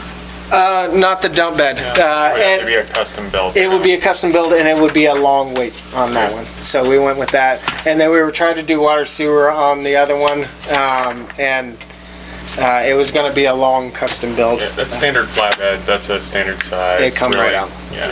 So, yeah. The low-priced one? Yeah, the 84-10238. So we wanted to go Bradford built with the other one, but it just, for the water and sewer, it just didn't work out. Okay. Yep. So do you want him to proceed to order these beds? Move to approve going forward, ordering the truck beds in the amount of $10,509 with installation and $2,955.50 with installation. Second. And are these coming out of the funds pro-ratably like the trucks are coming out of? Yes, they are. Okay. Yep, that's how they're And is it budgeted. still within the budget amount? Yep. Okay. So we have a motion and a second. Is there any other discussion? All in favor say aye. Aye. Opposed? 8-0. All right, next one up is, I guess, I mean, it's gonna probably turn into more of a discussion, but John Howard and Pat Breeding have both said they would come back and curate the Kester House Museum. And according to our pay schedule, John would receive $9.30 an hour, and Pat will receive $8.35 an hour. And the museum is set to be open on April 1st. So this is like a major discussion or something I feel like we have to at least discuss as a council. So last year, we paid salaries of $11,000 at the museum, and they brought in revenues of $937. So we, you know, 11,000 in salaries and 1,000 in revenues. So we lost $10,000. And so, you know, they're open for 6 months, and I looked at the revenue stream of the museums, and like in the month of April, they deposited $30. In the month of May, they deposited $75, and then it jumps up to June to $225. July, August was $180, July was $195, August was $180. So, you know, there's lots of options we can do here. We could cut museum hours, we could cut the number of days they work. Michelle noted that they're the only museum that's open on Sundays, so maybe we cut that out automatically. But it seems like we want to keep it open, but on the flip side, we should be financially responsible in this area, just like we are with all our other employees. Mayor, is the Marshall County Courthouse, is it open on Sundays? They said no. Michelle said no. I didn't, you want to look on their website? I'll look it up. So, one thing is, we could shorten the season. I know Museum Day is April 6th, so we definitely want to be open that day, that they have a free Museum Day that day. But we could have it Memorial Day through Labor Day, or what we could do is just have it open in the afternoons. Right now, it's open from 10 to 4:30. Or we could have it open Friday, Saturday, Sunday. Now, I understand that John did give data to you, Austin, about when people came, like not only what days, but throughout the day, what time? Not so much on Not so much. On the time, yeah. But just how many days per week? Days, like Monday, Tuesday. So, you know, how do you guys feel? This is tough because number one, John and Pat know the museum extremely well. They're very good at what they do, but on the flip side, to lose $10,000 a year, and also that money could go towards that wall restoration that we need to do. I mean, somehow we're going to have to fund that, which I don't think that's built in the budget. Going back to that wall restoration, did you believe that the city was going to have to fund after they do this test panel, that it's going to come to the city to fund? Initially, I thought that's what they wanted, but it sounded like It sounded to me when Sharon came and talked to me that the foundation was funding it, and all they were asking was for our permission to fix the wall because we own the property. And the way they and correct me if I'm wrong. I may be wrong on this. When they go, we want to do this panel, and then start right away. We're just going to do That the rest doesn't. of That it. doesn't sound like they're. You need to expecting- find the money? Yeah. Like we have to find the money? Right. Yes. Yeah, somebody sitting out here that was at the meeting, what they said they were gonna do, why don't you ask her if you got some questions? She knows exactly what they're gonna do, or what they're gonna want. Karen Hughes, you're on the cast. You want to come up to the podium, please? I was not at that meeting. I was out of town. There were a lot of meetings while I was out of town. While she's coming, what did we pay for salaries per hour last year? You gave 20 cents an hour raise, so you paid 20 cents less.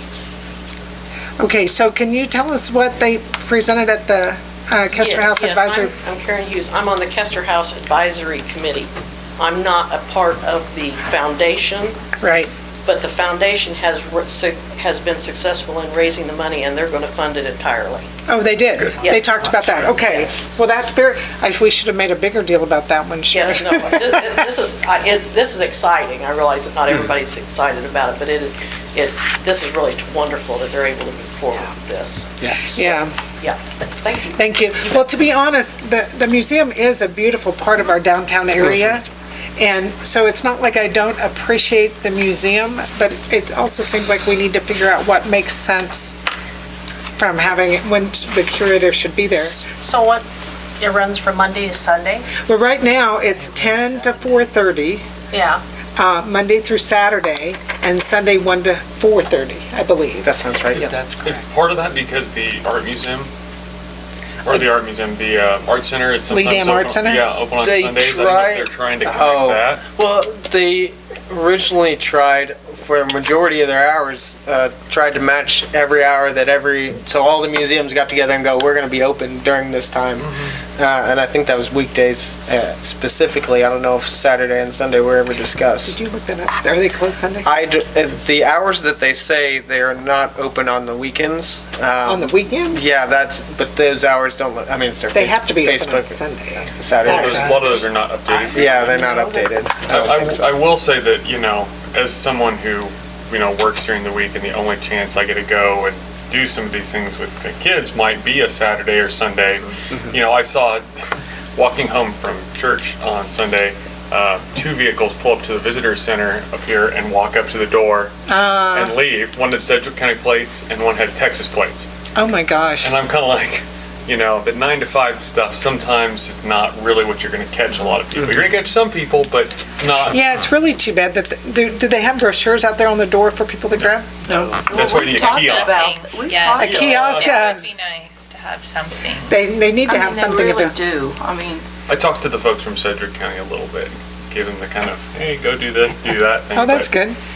Well, so what we can do is go ahead and have them go museum day for sure, and then maybe Austin, you think you'd have time to analyze for the next meeting, like if we should have I'm trying to decide if we should have a portion of every day open or focus on maybe Thursday, Friday, Saturday, or Friday, Saturday, Sunday. I mean, I'm just trying to, based on what we did last year. I have it in a spreadsheet already.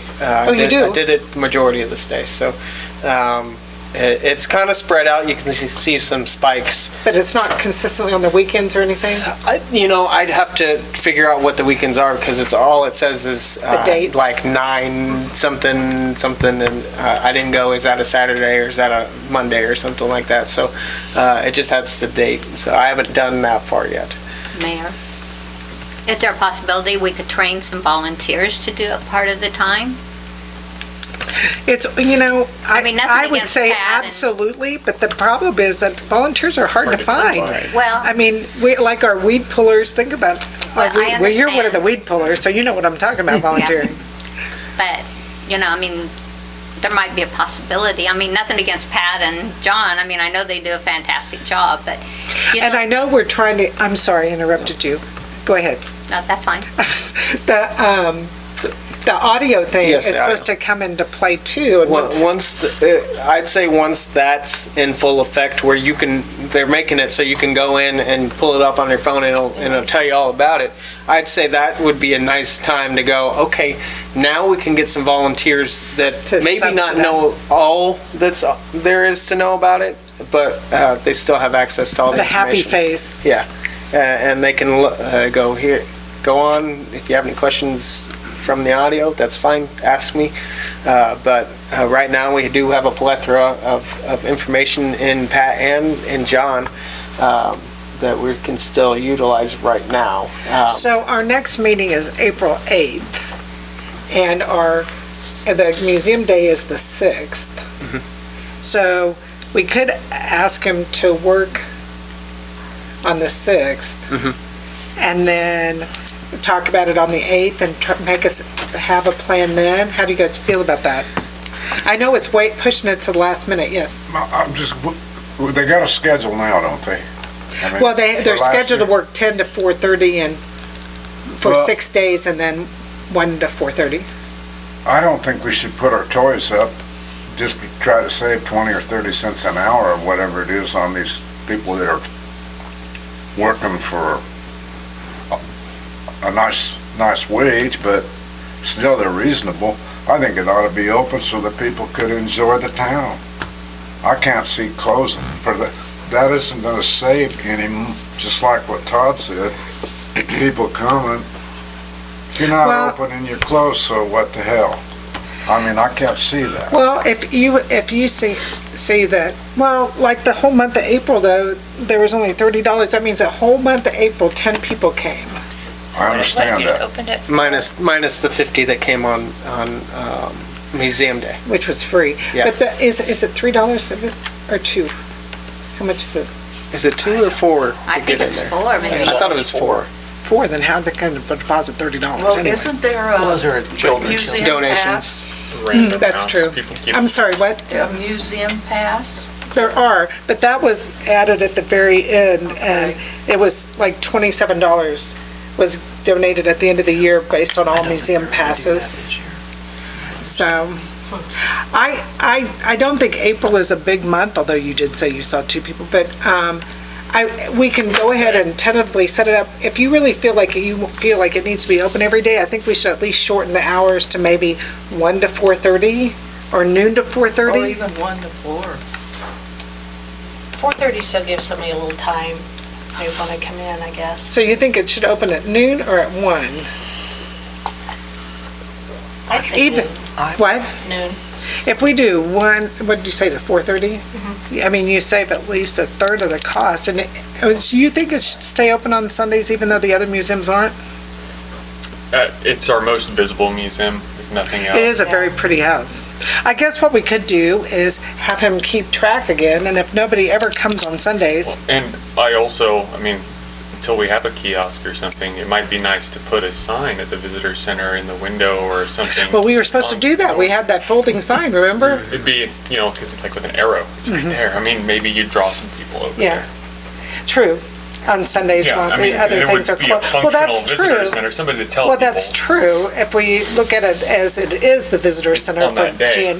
Sundays. That's what we Yeah. talked about. Yeah, so that may be, During lunch hours, and that didn't happen. and they do have that flag that says open, that hangs there. Mm-hmm. So it would attract people there. So maybe we should keep Sundays and maybe do it from, what'd you say, noon or 1 to 4:30? Noon. Noon to 4:30? I mean, Noon's an even. people Well, are why don't out we there. use that with a tentative schedule? We'll look at what he presents at the next meeting and decide if we need to modify that. How do you guys feel about that? Fine. So our final answer was noon to 4:30? And fully open on April 6th. Don't open till the 6th. No, they say just open, but It's 10 to 4:30 on the 6th, isn't Yeah. it? That's when all the So- museums are open, so we open on April 1st with the noon to 4:30, right? right? And then April 6th, where we go full day. the full day. But then we go back to those noon to 4:30. Right. And we're gonna do that for 7 days a week until we see the data? Why don't you just, yeah, that sounds good, because if it gets nice, people are gonna wanna come and go and look around. Because it's know. been a long, hard winter on everybody, and people wanna get out, and they have the flowers there. They do, they did make it really Do nice. you want them to change the Sunday hours then? We wanted to. Yeah, to noon to 4:30 every day. Well, Oh, I wait, just it wanted says to, because 1, it says isn't it? 1. I Okay. just didn't know We if can you do 1 to wanted the 4:30 Sunday hours. on Okay. Sunday. Yeah. I'm That's, just oh, that's asking. fine, yeah. Yeah, it's probably so That Johnny makes can go to sense. church. Can I mention something now that we're talking about Kester? Not this last weekend, but weekend before. Somebody that Dina works with was, because the Kester House and the Carriage House, everything is so lovely. If you go to the back of that restaurant, there's a I know it's a grease pit. Sharon's always been trying to get rid of the grease it's pit. It's the old mower that's been there forever, the screen door, the screens are off the back. There's a window broken in the back. Well, Butch, you need to write that up. Oh, that's our property. isn't it? Get right on Send those. it, get on them. No, you're right. You're right. And I was just because following it up on looks so- Butch's yeah. comment that the city needs to Agreed. set an example. Well, and it was, I was really surprised. I was really surprised that it looked that deteriorated in Yeah. the back. Will you And check then that? the door that goes down to the cellar, I think there was something going on with that too. So it looks okay from the front, since we're getting all the work done. I know they're working on that front. It's Yeah. gonna look, they were working on, The spindles? Yeah, the spindles taking The mower alone would make it look a lot better. With the hood missing, it's pretty obvious. that Oh, I they're know. alive. Whose is that? Yeah. It's theirs. The tenants. But don't we mow it? No, They mow? they mow the inside the wall. Oh, they mow inside the wall. So do they have a place to store it? That's my next I don't question. know if think it it's even broken. I runs. think it's broken. It's partially Flat tires, dismantled. missing parts. Oh, it qualifies They as a probably, nuisance? they It's probably fix it when it's they not come currently time to tagged. mow it. It's done. Okay. So I'm just saying, if you're gonna Waiting make for this parts. effort, Yeah. this push with it, we need to have that push on the other side too. I think you're right. Drug it I over, agree. Put it next to the dumpster. Okay, so we'll clean that up, make it look pretty, especially before Museum Day. Yes. Because we have all these people that went through it last year. I can't remember, do you remember how many people went through it last year? There were over 100, wasn't there? Really? I went through it last year. So, okay, so we're okay with that, and you'll bring more info on for the next meeting, and we'll see how we did, our estimate was. So he will go ahead and start next week, or April 1st. April 1st. Whenever, next week, April 1st, and do tentatively those dates. Right. He or she, they together. Yep. All right.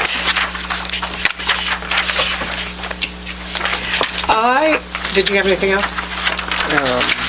Did you want to talk about this? Yeah, we'll do that in streets. How about that? Okay. Fireworks. I read in your highlights. The company that normally did our fireworks for 4th of July just didn't want to respond to us. Come to find out they dissolved or something, disappeared. So we have been searching for somebody to do it, more than likely, since we're so late. We're probably not going to do 4th of July this year if we still want to do fireworks, unless we get lucky and find somebody to do it. But Dave, yeah, we've been looking for a month already. 4th of July is a Thursday. What? Yeah. We had talked about Sterling, if he would be interested to But just doesn't he make have his to be, show a little bigger. is he certified? He would only be able to do the the low-level stuff that he normally does. If he No would. time for him to get certified? No, well, Does he have a desire to be certified? Take a GoPro. so that was a discussion. David's been trying to use his contacts in his fireworks stuff to see if there's people out there willing to help us out and do it for us. So we are still searching.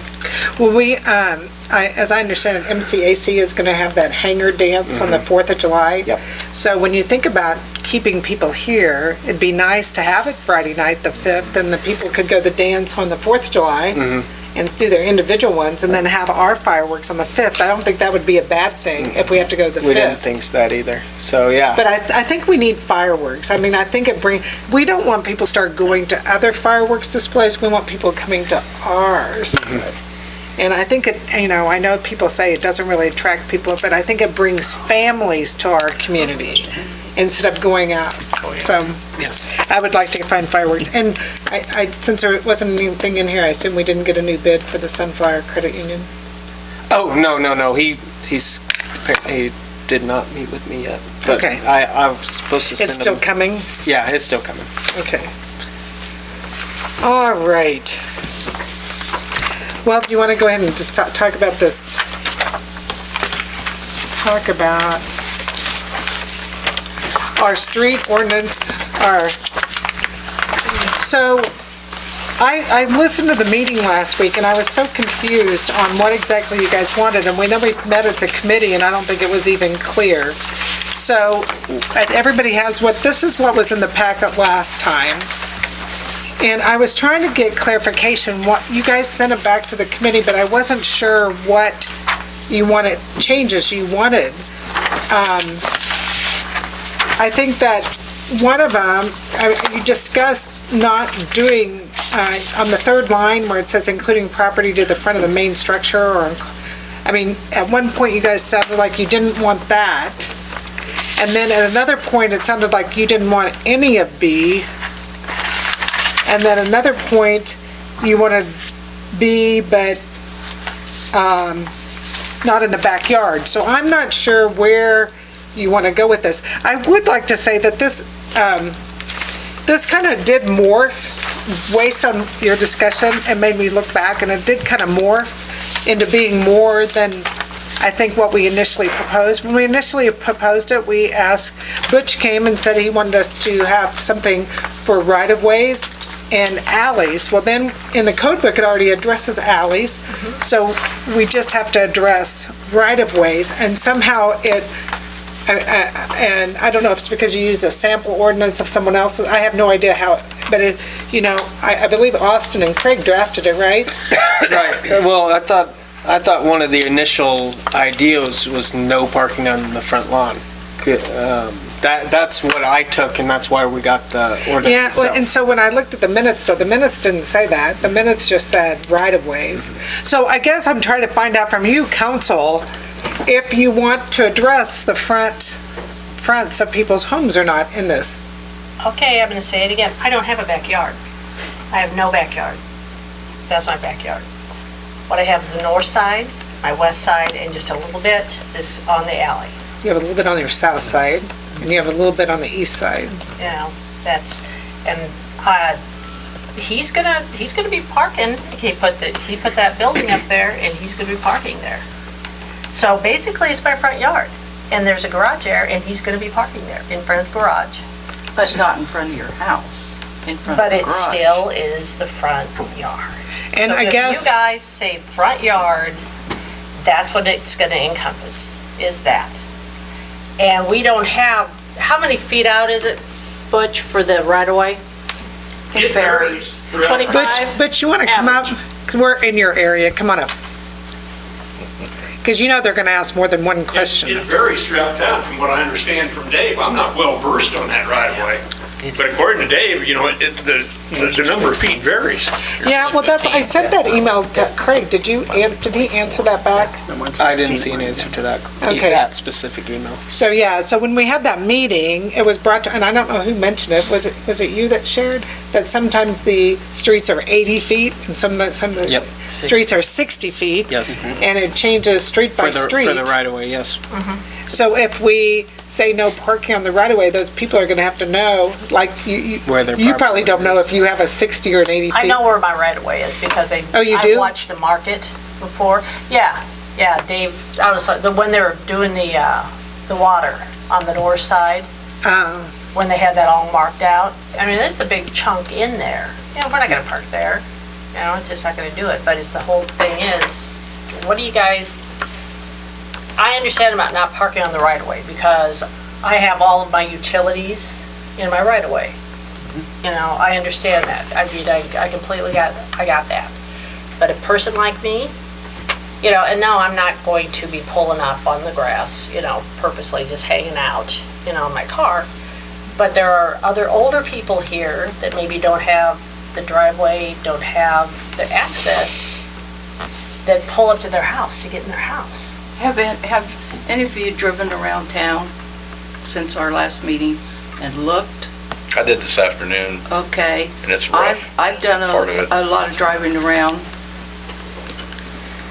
There aren't as many problems on the right-of-way as it is from the sidewalk to the house. Do you agree with that, Jason?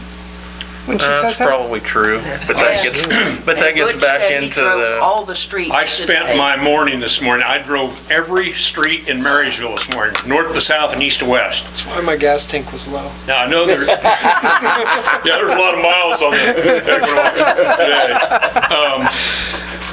But anyway, and I'm sure there are some things I missed.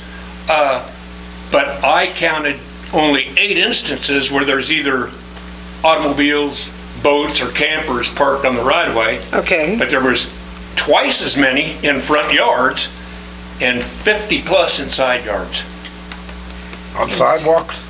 In side yards. Beside their house. On the side yards, there was no fencing or anything you could see it right from the street? Yep. Okay.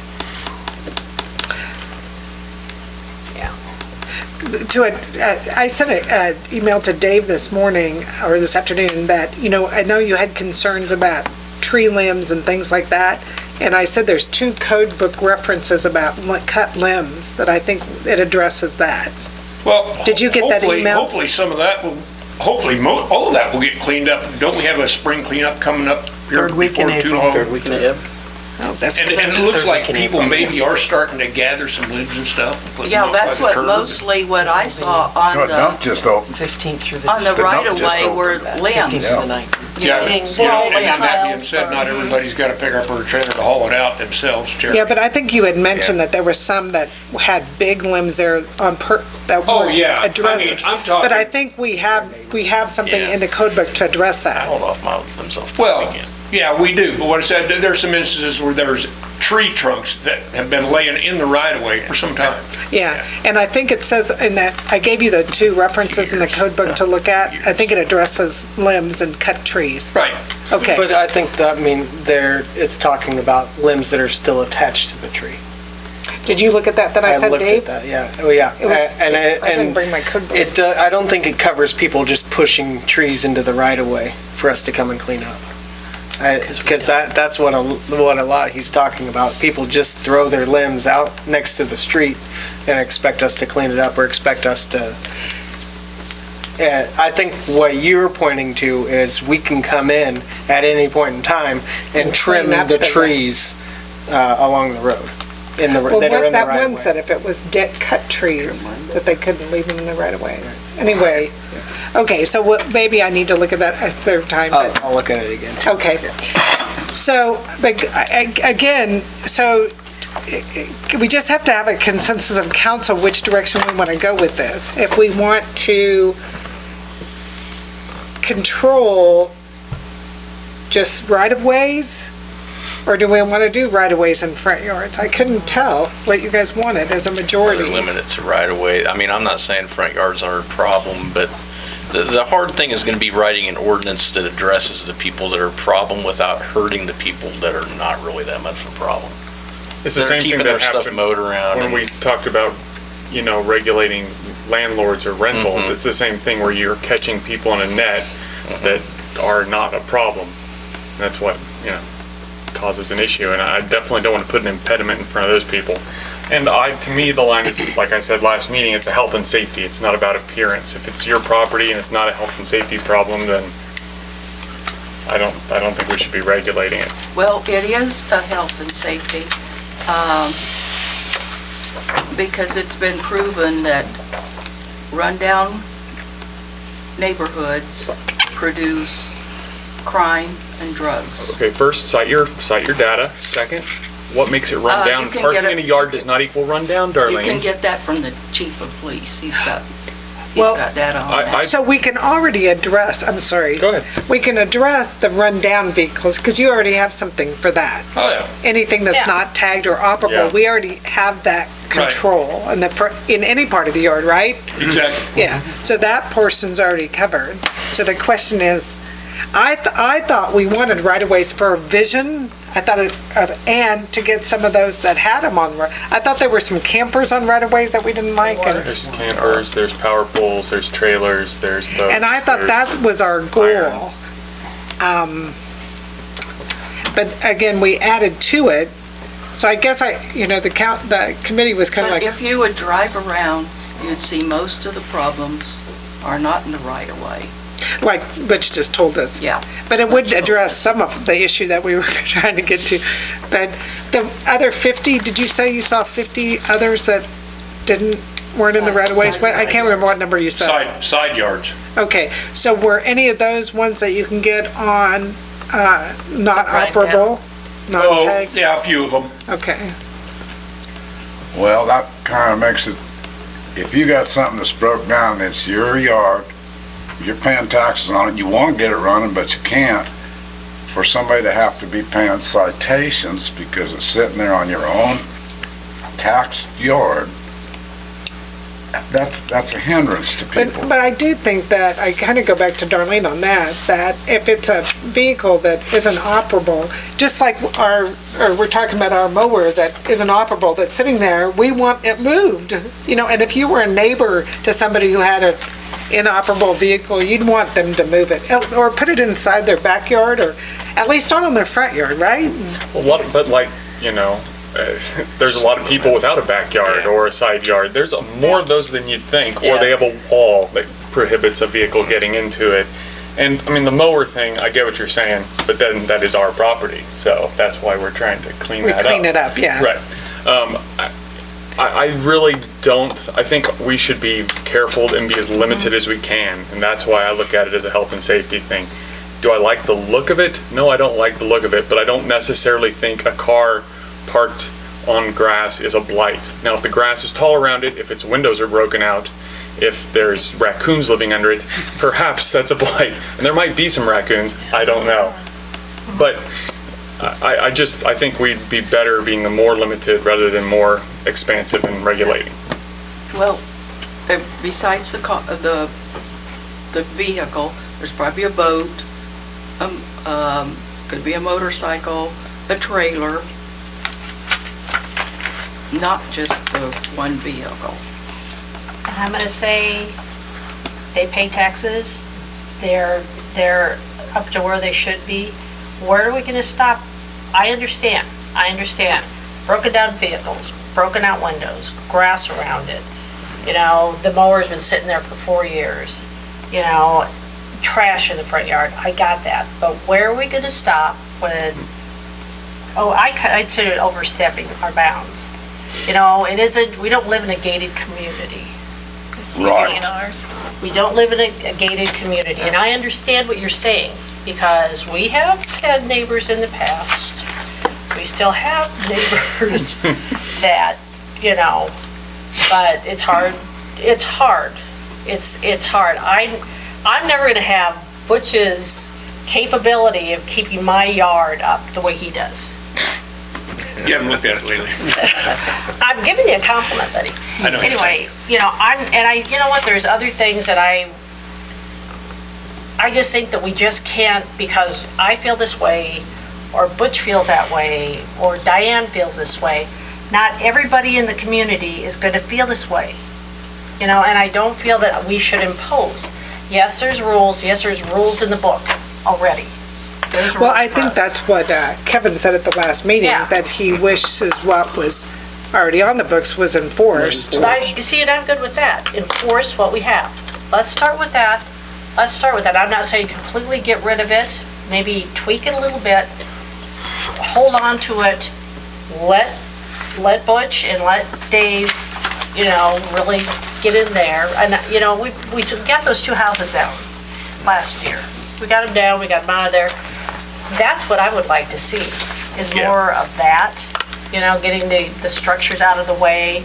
Because that house was across me was infested with cats and rats and raccoons and, you know, I think there were even fox living in there at one time. Every place I've gone in the last 2 weeks, I've asked people how they feel. I have not had one person say that they are good with the parking in the front yard. Okay, how about all of you? How many people have you talked to? I've talked to probably 5 on the street. I've had several Facebook messages, an email or 2, 100% supporting me, saying I was taking a loving position and a appropriate position for limited government. That's what I'm getting. I understand, but I'm not approaching people asking. I let people contact me, let them be squeaky wheels. Yeah. So has anybody else talked Well, to yeah, anybody? there was, the guy brought his 3 kids in and he joked at me about it. He said, what are you trying, I'm like, hey.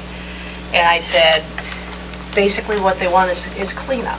You know, I said, you know, if you, you know, keep garbage out and it's not on your right of way and, you know, and I told him my example, I said, it's going to be a broad sweep if you try to put everybody in this, under the same, right there. But he was really crappy with me about it. Well, there was a guy that came to the committee meeting that was upset because I guess he has a camper in his front yard. It's on the side of the house. It's on the side of the house. On the alley. It's his side of the house, though. Well, I mean, Yeah. and he was just saying that he didn't think that he thought it was too restrictive as it was. You know, and that's like, people have, the gentleman that jumped me has a boat, and right now it's in storage. But this summer, when he brings it home, you know, like he said, you know, I gotta put concrete, asphalt, or gravel down.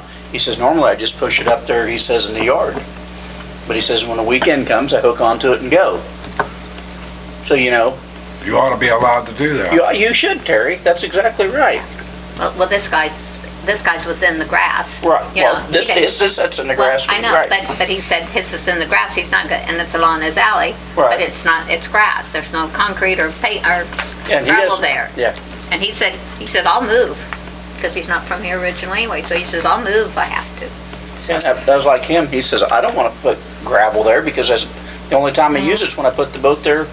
He says, when I've bring it home. And otherwise he wants grass there. Yeah, otherwise he wants grass there. I think it's important to realize that, and I don't know the ratios, This but person's just got a gravel spot. Yeah. I mean, if they don't I think a lot of people have Darlene's perspective. I agree. I mean, they haven't been voicing it to me, but that we're letting the town go to pot by allowing it.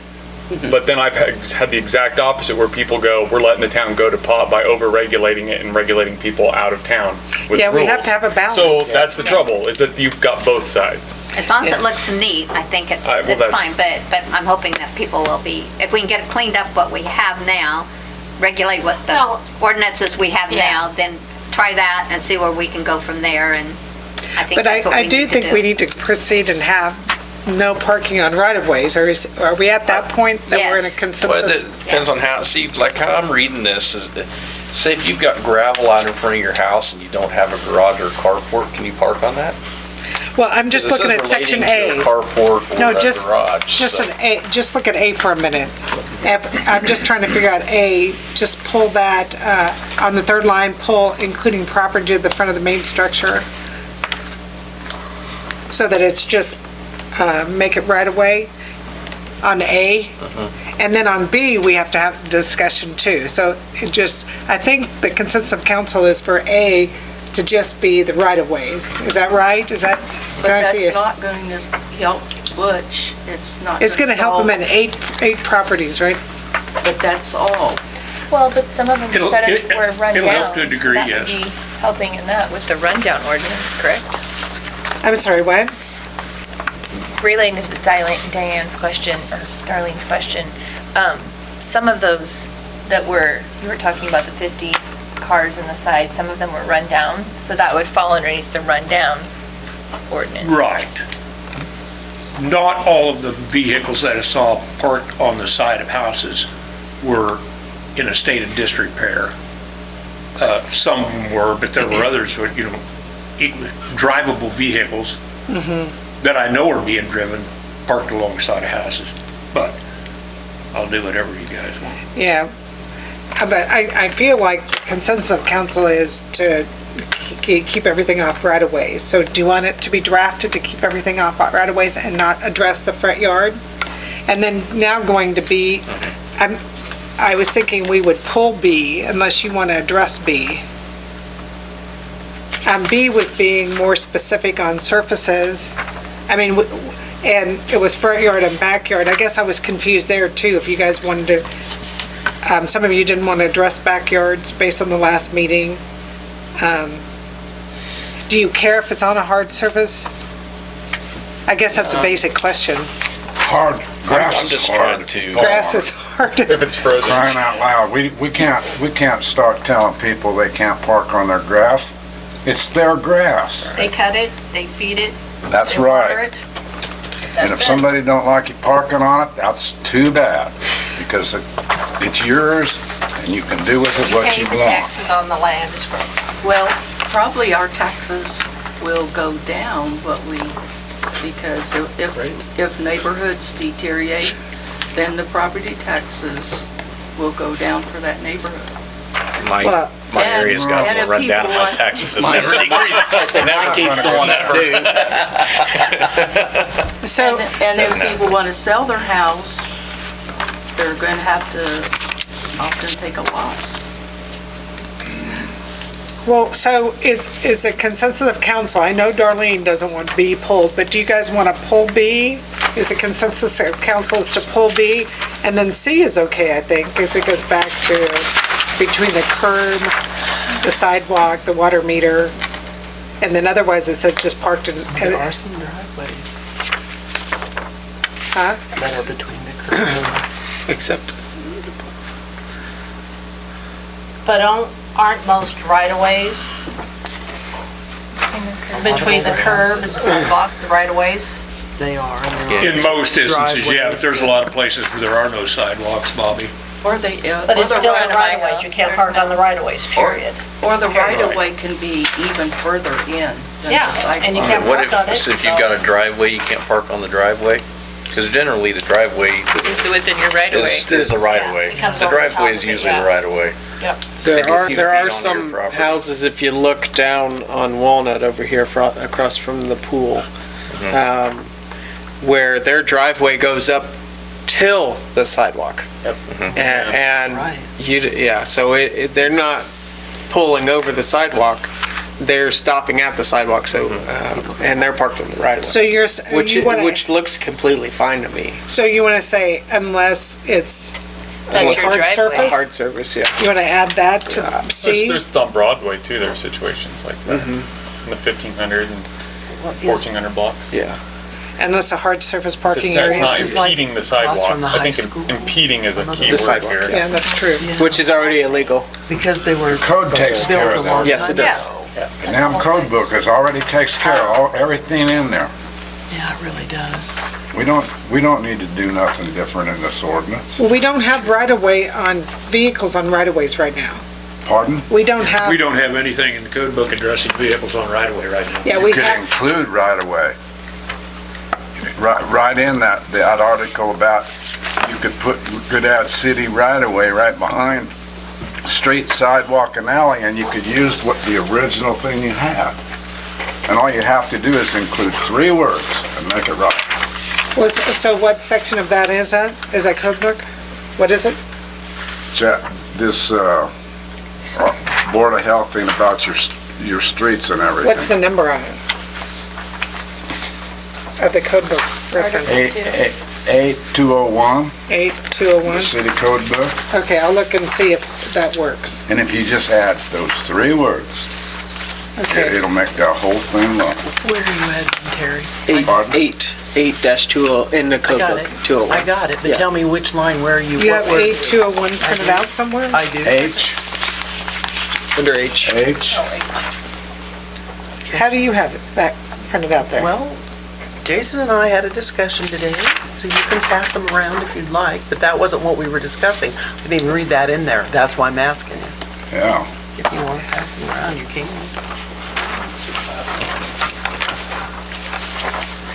It's under the nuisance deal. It's what all's got to come under eventually. Because there's a lot of things in there that are a little more restrictive than we're doing, and that's why, that was Jason's point. If I'm you sorry, look what's at- his point? Well, if you look at this, here, it's asking for 2 people to sign a complaint, and that's all it really takes. Well, I don't think we want people to file a complaint. I want our code enforcement officer to Right, go. it does say he can too. He has right of entry to access any private property. If you read, I do not go on private 820. property. I will not go on private property. it does say he can. There are some lawyers that say you can't. Oh, I know. I'm just saying, this is our code book. I'm just saying. I don't want to be shot, Bob. Okay, so from this discussion, I think the basic thing to say is we wanted to include right-of-ways, whatever we need to do to limit it to right-of-ways, and if there's paved parking or a hard surface parking area, with the exception of a hard surface parking there on the right-of-way. Do I have it? No, Is- I don't want it. I don't want the Well, we hard have to surface- add something. Not the hard surface part. Well, You could still get have back to lawn. vehicles parked, you'll have vehicles parked on the right, we have to allow that exception for the driveways that are, Already Exist- concrete. On the right-of-way part, but not up beside your house and stuff. no, just the right of way. Just the right of way. If just it's, the right if of it's ways. already paved Yeah. or Or going to be paid. going to be paved. Yeah. What if it's long? No, Well, it would we're just be just in the talking about. right of way, so just it's the like, right of way. if there's the the curb sidewalk, to if the they, end of the if they right-of-way. paved this right here and this was grass, and they paved right here to park their car. You're gonna force people to pave something to park a car on private property? On their right of way, this is their sidewalk right here. Which is I thought we not, were which gonna is not make it so private you property. didn't park on the right-of-way, period. And Some with the places are already exception, that way. the exception, but I do think that that has to have a lay-down curb Yeah. Yes. with You lay-down want lay curb. down curb, that's what I was Yeah. curious. Okay, so that they don't bump, just Well, say, sure, I Could shouldn't we- be driving over the curb. I'm sorry, go ahead. Would there be a way that we could just limit, like, the number of cars that you could park on the right of way? No, we Or don't want not? to. Well, I mean, most driveways are 2 garages wide, so 2 cars max on the right of Oh, way. are you I talking wouldn't- about I if you wouldn't have do to I'm just stagger saying out? it might keep people that are parking like 6 cars on the right of way. They'd have Are to you have a talking- Are you driveway. talking on, What? Is that happening? Yeah, it is. It is. so But they're they don't have a basically, curb cut, I Jason, bet. they're basically next to the curb on the right of way. But are they? Well, Do the they one have a has a curb cut? couple in the garage and then, lined up with the garage and then Well, that's okay. long ways, boom, boom, well, yeah, but then there's three But more going down the line. As long as it's on a paved surface? Well, two of them are and Is there a curb like cut? three of them aren't, but what's gonna stop somebody, the curb's cut for the garage.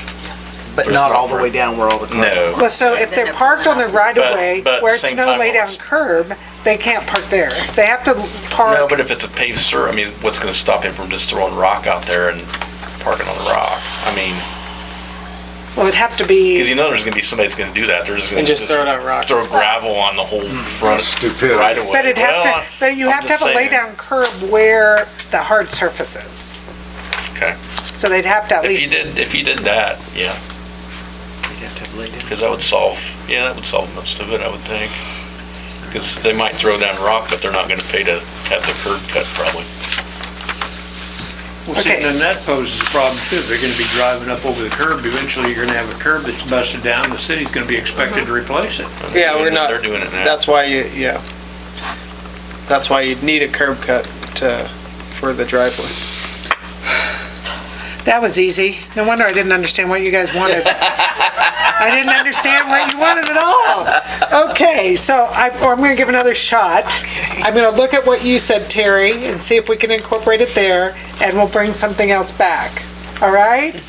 Now, do you want to address this? Did you get a final answer on this at the next meeting yet? Did you get a final? I didn't get a final answer, but I think if we could just simplify it and go, can we draft an ordinance? Because I think the rule for the parking restrictions under 14-205, the 24-hour parking, some people think the 24-hour parking is too restrictive, and our chief of police thinks we should have at least a restriction. According to the code book, if you read that portion of it, it says you can park other than semi-trailers, any vehicle in residential without a restriction on time. So you just leave it as long as you want, not move it or anything like that. If you read the code that it references, Ordinance 1369, it says you have to move it every 24 hours. 24 hours, yeah. No matter if you're in residential or not. But I think he said that, that was my first question to him in that email, and that the ordinance, so when we adopted the code overrides the ordinance. But my question was, then why did they reference the ordinance? Because it still is referencing that ordinance. It doesn't have anything, it kind of just rewrote that ordinance. It did, but they accepted the code book in full. But then they shouldn't have referenced 1369. That's my only complaint. If they would have just left out referencing 1369 section 1, then yes, I would completely agree with you, this would be it. But to make you go... 1773 supersedes this 13 deal. It says right on there, it supersedes it. The code book in total. But then why does the 2011 code book reference 1369? I think right so. here, the Kansas 2011 book, read that.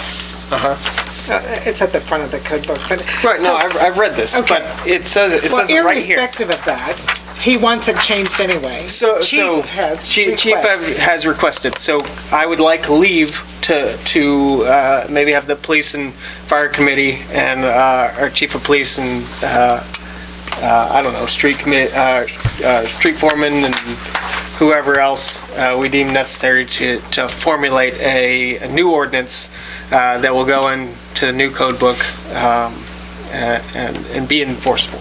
So does chief want to make it so that not that you have to move it in 5 days? What's his 5-day limit? That was what it was. He wants to move every vehicle?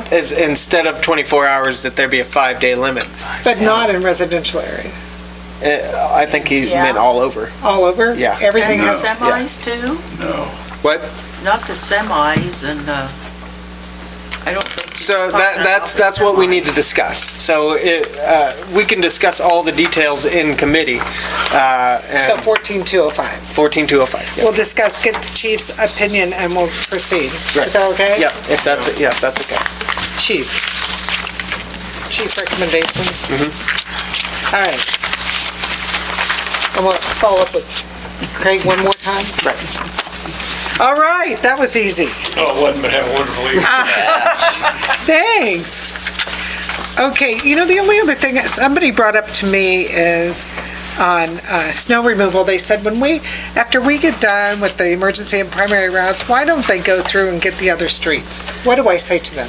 Because on one snow, it took 4 days to clean the emergency and the primary routes. And they would say, well, how about day 5? I'd be happy with day 5. What do I say?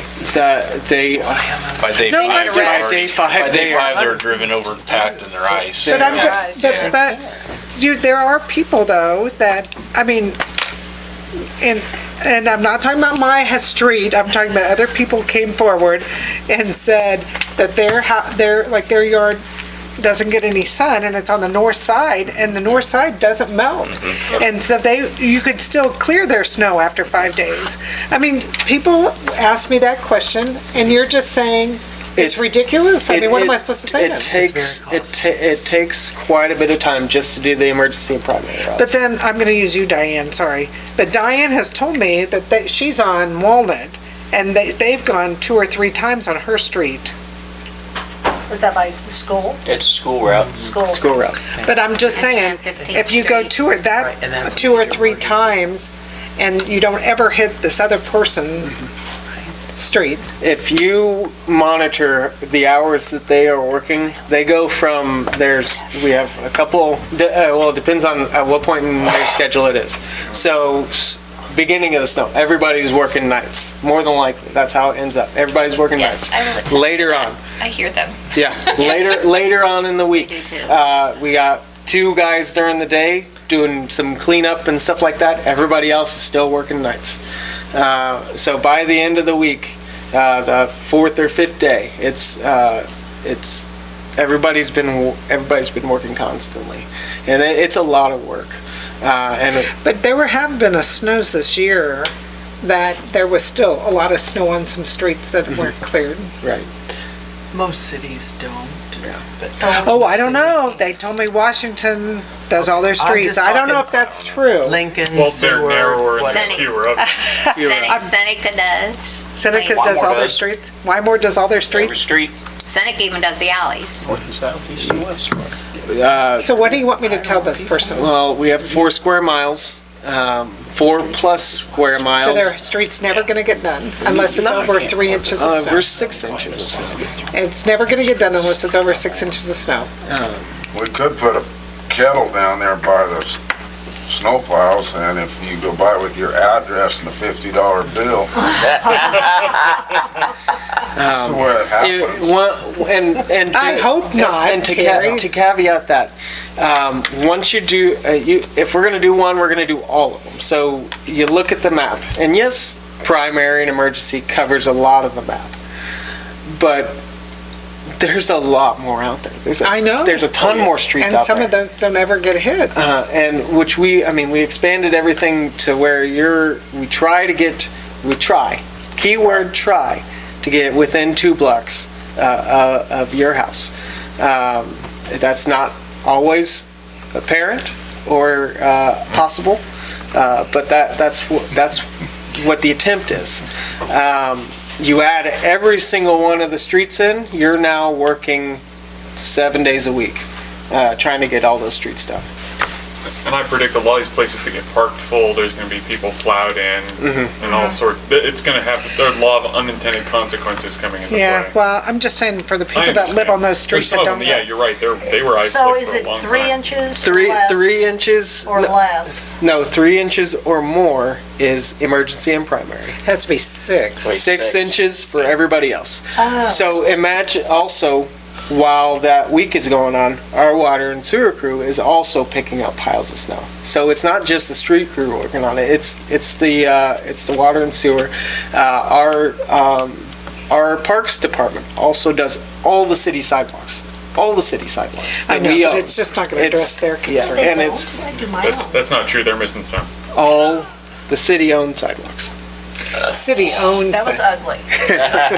They don't do yours, that's what you're saying. I know. So I'm just gonna say, it's- not gonna happen, come to council. The idea is, I mean, just to put it out there, it's not like we just stopped working because we got all, or we get everything cleared and we can go work on something else and go, nope, that's not our problem yet.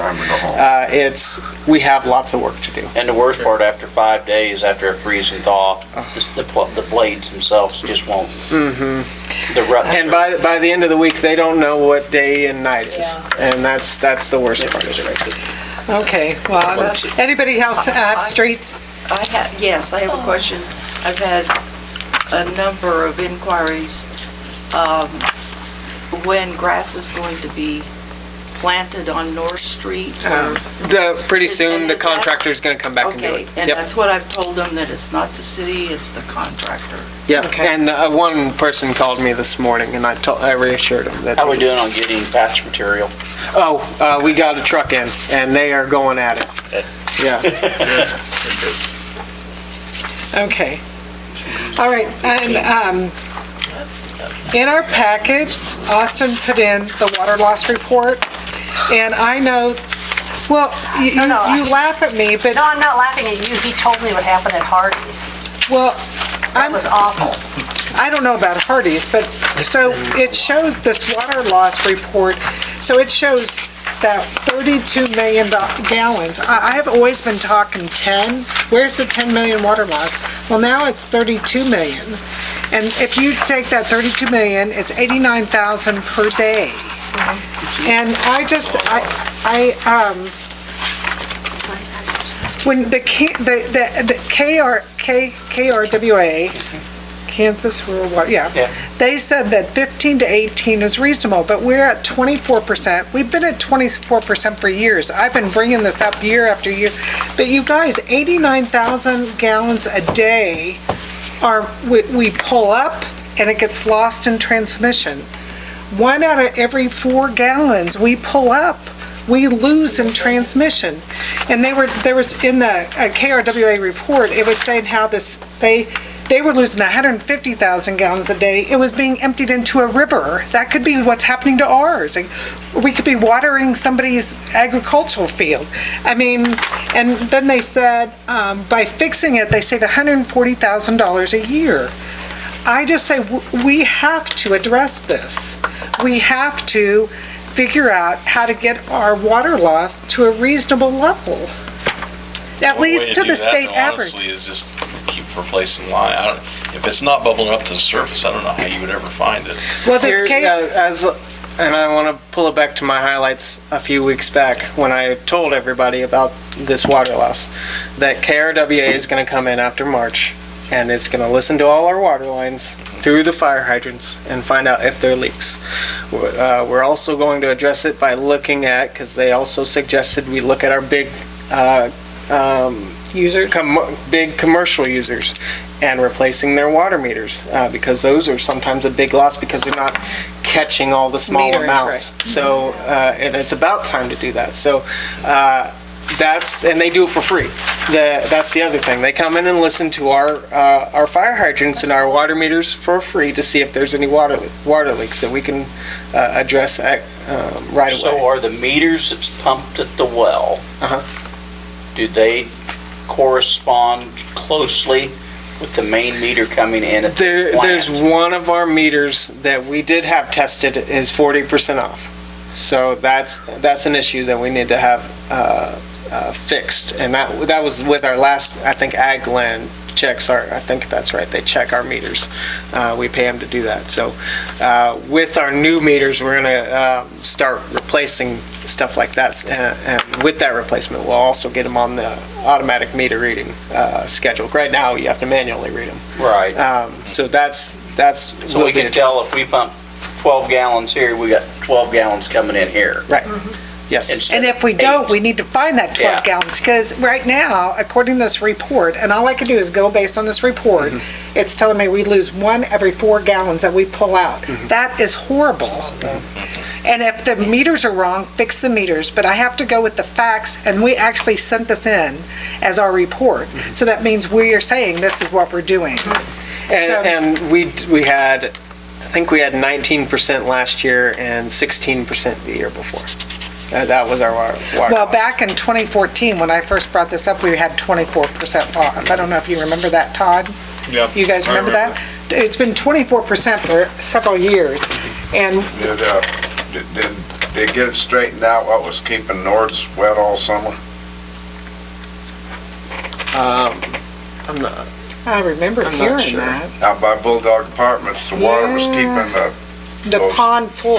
ponds full, and it was going over, and he couldn't mow the That, land oh, all that summer. was, Was that our more water than line? likely, that was a sprinkler line that they had a water leak on. Which They was, Nord did? the, They Nord? as in the Bulldog Bulldog Apartments, which Bulldog was Apartments. going through their meters, which they were paying for. They were paying for it? Yes, So that wasn't that uncovered? wasn't water loss, no. They paid Where- for that? Yeah, through their sprinkler system, yes. Really? Yeah.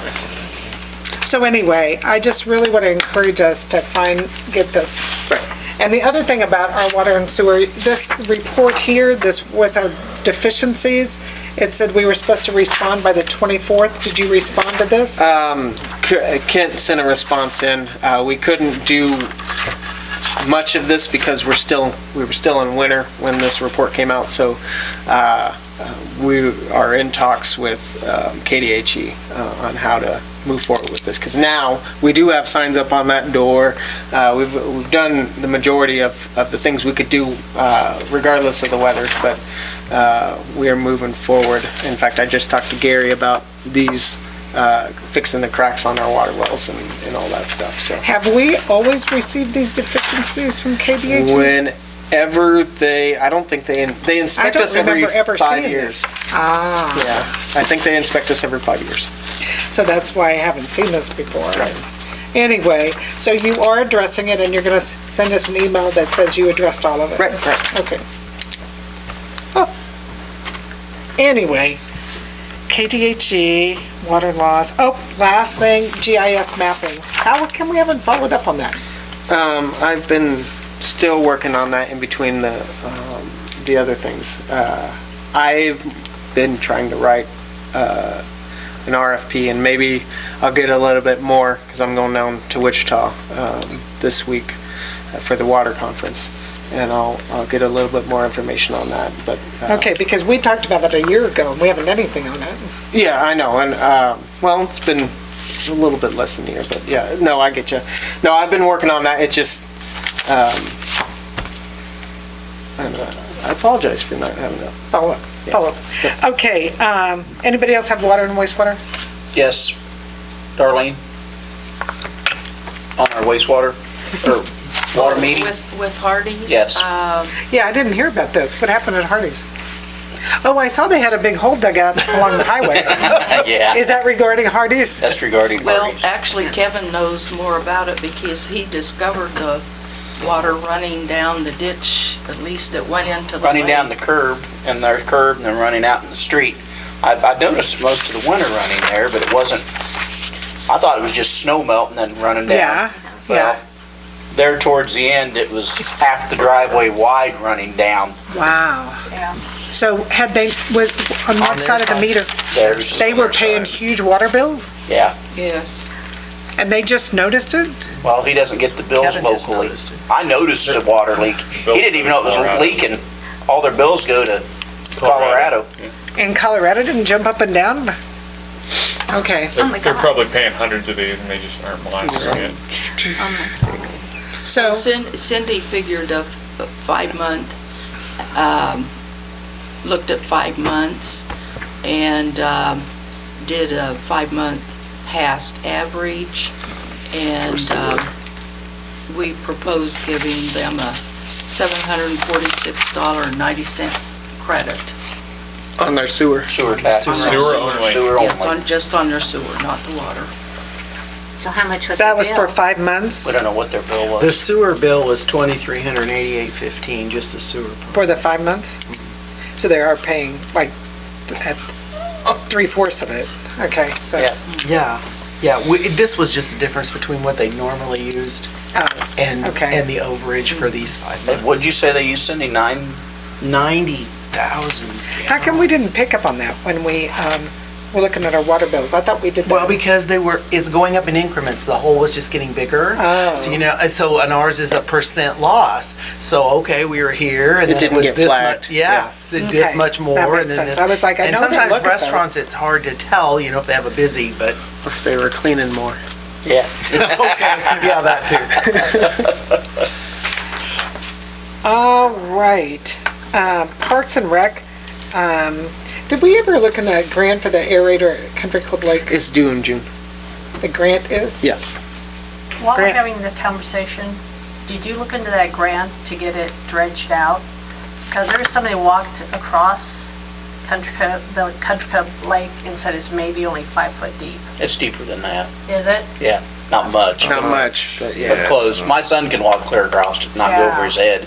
Yeah, and that's what, it needs all that construction and just over the straight years. across. And I can't remember, Kevin, when was the last time it was dredged out? Oh, man. 70? Yeah. Somebody said it was A long time 40 ago. years Corps ago, engineers, before I was not born. before the Army come in and did it. Yeah. As a play deal. Yeah. Because if we can get it, obviously, this is gonna be a Band-Aid, but we need to look down the road to get it dredged out. That way we won't have to worry about an aerator. We could do some repairs on the overflow and do some Oh, other yeah. things. while we're Yeah, at I it. guess that's Yeah. getting pretty bad. Well, I thought the aerator was free if we get this grant. I'm just saying. 80%. 80%. Yeah. I'm just saying. But it would be kind in of the pretty, long- actually. Oh, I hate to it'd say be- It'd be that. nice, especially with pretty lights. It would I be, know. it would be Yeah. nice for mosquitoes too, because I- they're pretty big out on Lakeview. Oh, that's a Sports good idea, Complex. yeah. So dredging it, you want to look and find out when we last time dredged it? You said 70s. 70 Early something. 70s. Yeah, it's, Because we I think there were black and white pictures of it or something. Not that Swam late, out but there in high school. just for fun. Just for fun, they put it in black and white pictures. Well, how was long leading ago a has horse it, team. has it always been there? I hate to be stupid. The lake's always been there? As long as I can remember. There used to be a bridge further south, right? I don't know what that was about. That little bridge down south. It's the old The old fish- Highway 36. Well, maybe we since should do before it that. when we do the Oh, you the mean sewer. on the other side Yeah. of the highway? Yeah. Oh, I don't. Maybe we I never get have 2 been for down in 1. there. Well, I People think, fish off I of think, Yeah. was there a grant for it or not? Did you Well, the find Corps grant? did it, so I'm not sure why. The Corps pretty much said the last time I asked them it'd be on our own. So I don't know if there is a grant outside of the Corps of Engineers, because I specifically talked, because it was a fisheries program through the, yeah. It wasn't the Corps. Whoever runs that said, because I asked them about that. It's been a while since we dredged it. Oh, Parks and Wildlife? Granted? Yeah, Parks and, yeah. Parks and Wildlife? Yeah. So Get maybe outta we here. should ask them. If there is such a thing. Well, might as well ask them. If you don't ask, they won't have it. Yep. We'll see if they happen to have a Parks and Wildlife grant for fishing there. We can make a case for that. All right. Lakeview? Did that ever get resolved? The water? Yeah. It has water, right? Friday afternoon. Yeah, they Friday did. afternoon they got water. Yeah. 'Cause I had a lot of complaints about that. Right. I heard it every day when I took the girls up there. We had, I mean, going from freezing weather the week before to pretty nice weather. Sounds like a great thing, but it's hell on our water lines themselves. So we were fixing water leaks the whole week, trying to address those issues. That's what I told them. Yeah. on South So 15th. and it takes a half an hour just for Lakeview to be hooked back up. So because they unhook everything just to make sure it does not freeze, and we couldn't have done it the week before because there's some shallow water lines that we felt they would freeze right away if we did. So opening Lakeview or any of the bathrooms, recreational bathrooms, is a challenge in itself. But we need to coordinate it with the schools as much as possible. That's the Or move lesson. a porta potty in like we have in the past. Yes. especially- Something. Yeah. All right, I'm glad it's resolved now. Speaking of Parks and Rec, though, I just want you to know that Ryan Smith said that for Pony Up Marysville, they set up $1,000 in an account so that people could contribute to the foul ball protection for Lakeview. So So once they put $1,000 in, then it'll be on the list of opportunities for people to make a contribution to see if they help contribute to the foul ball protection. But I know we have $50,000 in the budget, and is there something we need to start planning on? Yeah, With that? I think the rec, Parks, not Parks, but Sport and Rec was gonna have a meeting and hopefully talk about stuff like that. I sent you that email up there, big wish and that list. will be in The budget workshop. Yeah. There's a ton of wash up there over the winter. Oh, they said that snow did affect it. Did you know that? The what? That putting snow up there on the top did affect, and they wanted it moved. Did they tell you that? Who said that? Brian Froggle? I talked to him like 15 times about this, and he said it's going down the storm sewer. There's a storm sewer where we put the snow, and I specifically talked to Brian about that, and he goes, "Yeah, it's going down there, and it's going to go down there." And David said it's going that same direction. I know it, and then I told him that, and they said he changed his mind. He said that there was a sinkhole in the outfield. Did you hear that, Kevin? I didn't hear that. No, if he's talking about it, he hasn't talked about it with me. Okay, Yeah. well, you might check with him. Yeah. Now, where the Black Diamond is, there's probably that much chat that come down over the barrier walls that we had installed there. Oh. Okay. So we need to clean that up? Brian's cleaning it up a little at a time. Yes, 5-gallon buckets and throwing it back on the top. But I think, we were going to invest in some foul ball protection, and maybe if there contributions come in, maybe we can put a covering over the main one, what do you call the one right behind home plate? The grandstand. Grandstand, thank you. Yeah. So put shade covering grandstand and just put foul ball on the sides. That maybe we can afford that. So whatever we need to do, we need to start planning on the rec budget. But anyway, it's kind of nice that they set that up.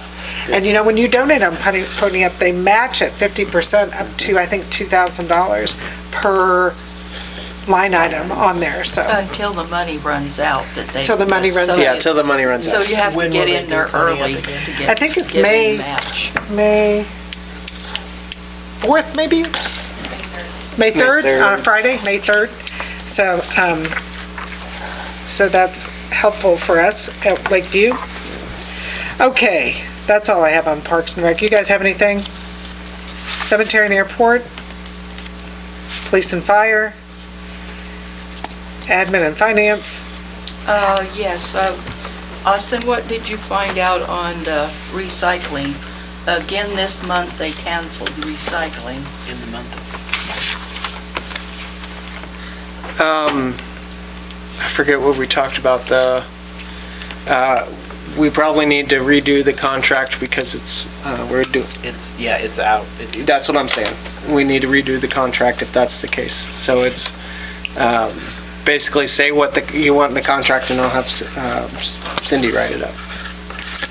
Do you just want to add a caveat that says if it's Canceled, you don't get canceled, paid? that they won't be paid that much? Yeah. Is that what you're asking? I don't know. I Is wanna that know the what to write consensus in of there. council? Yes.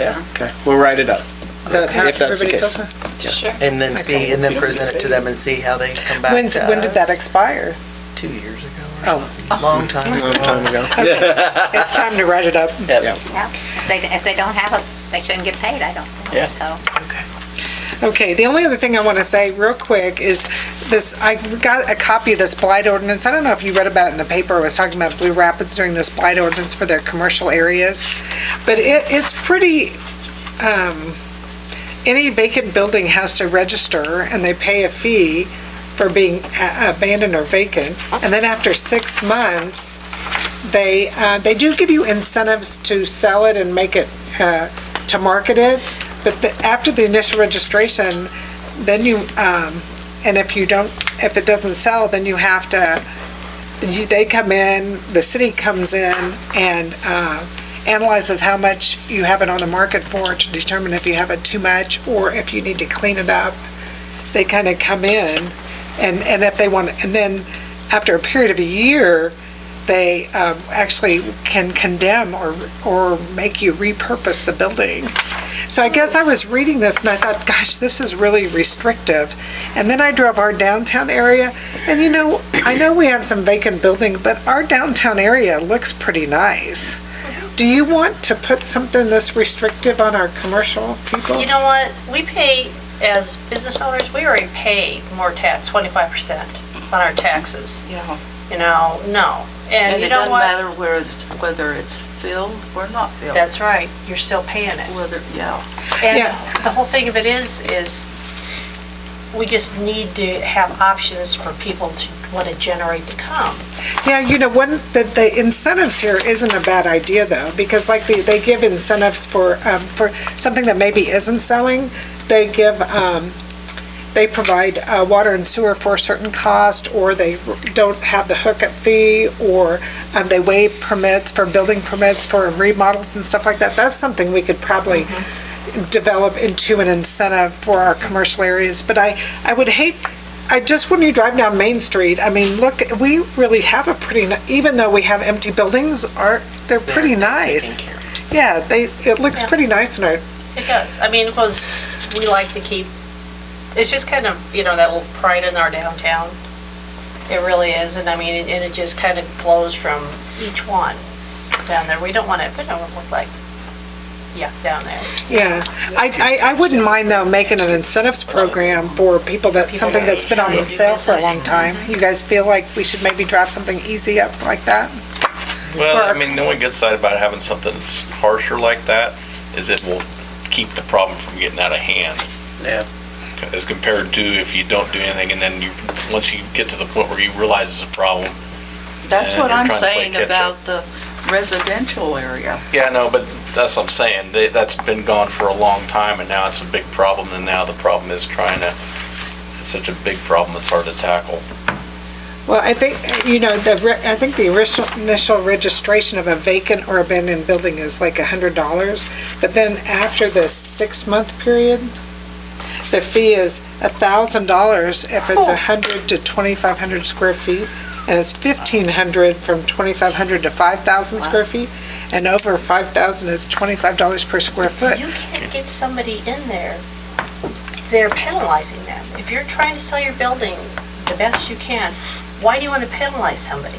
Well, I understand. I just thought it was I'm just saying. tough. I was like, I guess if our downtown area looked really bad, I would maybe do this. And of course, you're thinking we're supposed to be more preventive. I guess that's what you were trying to say. Well, that's the only thing I'm seeing is that, it would prevent it becoming. I would rather set up an incentive program to encourage people to rent a commercial building on Main Street than to punish them for not selling it because they can't. I mean, I would hate to have us come in and say, you're asking too much. What about the people that buy a building downtown and is filled full of junk and have no intention of ever putting a business in there or selling it? Isn't there something in our ordinance that you just can't? It's like you can't live on that main floor of it. And you can't take papers and cover up the windows, you can't do that. So I think there's ordinances already. Is that true? They can't put paper on windows and sit commercial? If that's true, then we better get on it. That's like that. Because we have one down there that's just gone. They're redoing it. There's a few. They're remodeling. Someone wanted to just They're cover it. remodeling? They're remodeling. Are you talking about Porch Swing? Yeah. No, I'm not talking about Porch Swing. South, I'm talking about South 8. Grammars. There's some on South 8 too. Cromie's building. Oh, there's also that one. Yeah. How many are there? Yeah. Well, South Joe's is Yeah, Cromie's has got ball equipment in it. That's why they boarded him up so the balls didn't break the glass. Yeah, I saw a bunch of kids going in there with baseball bats. Did you call somebody? Well, maybe abandoned building. Maybe we need to encourage them to make it a sports center. Maybe we need to give them encouragement. That's an idea. Well, paint the windows. Put a Okay. mirror on the window. Anyway, I'm going to try to think of maybe incentives rather than. Don't punish. Don't punish us. It's tough enough. Carrot, no stick. Okay, so incentives only. All right. Anybody else have admin and finance? Appointments or Well, what? for the spring cleanup, are we going to start advertising that? We will. It's the third week in April, which will be April the 15th through the 19th, and it'll be one day.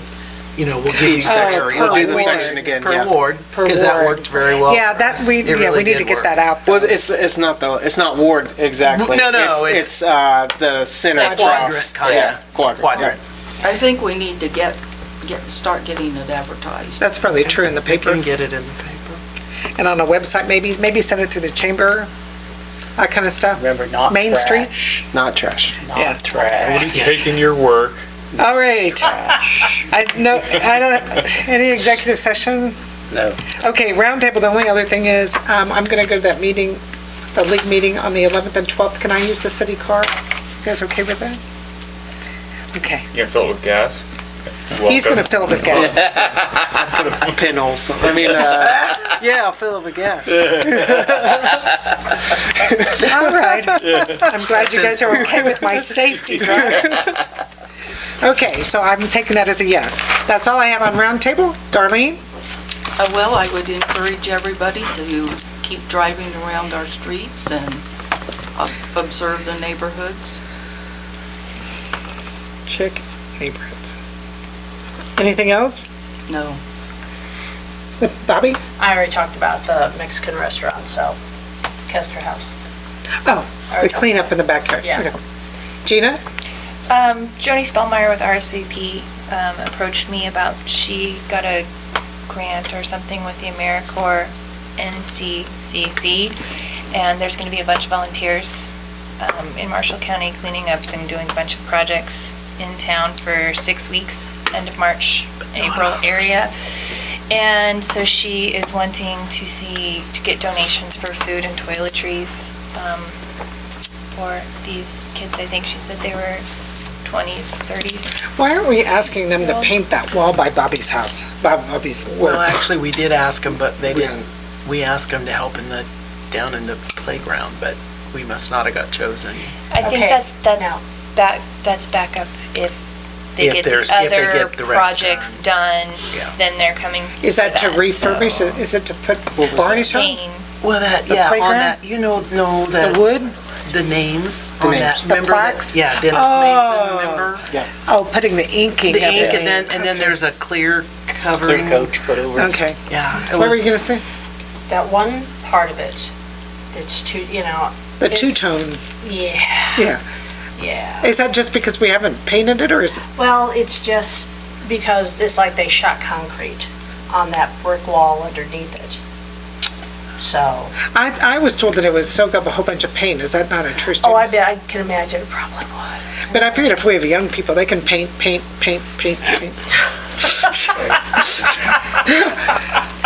Okay, anything else, Gina? Terry? Nothing, please. Todd?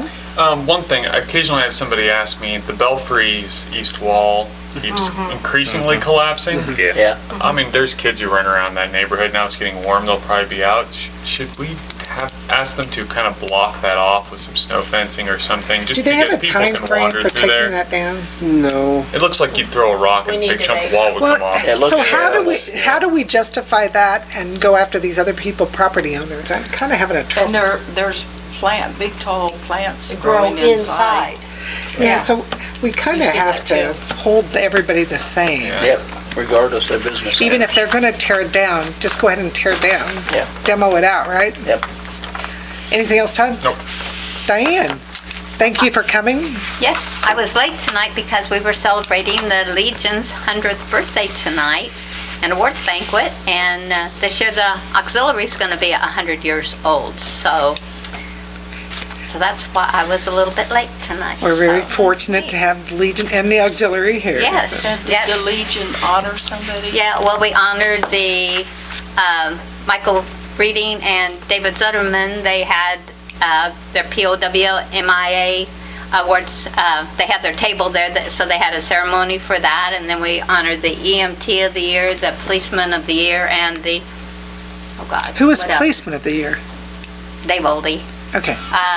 And the veteran of the year was Ron Grauer Ah. for all of he does all the ceremonies flights? for the, when The grave sites? when the veterans pass away at the cemeteries, and it was very emotional.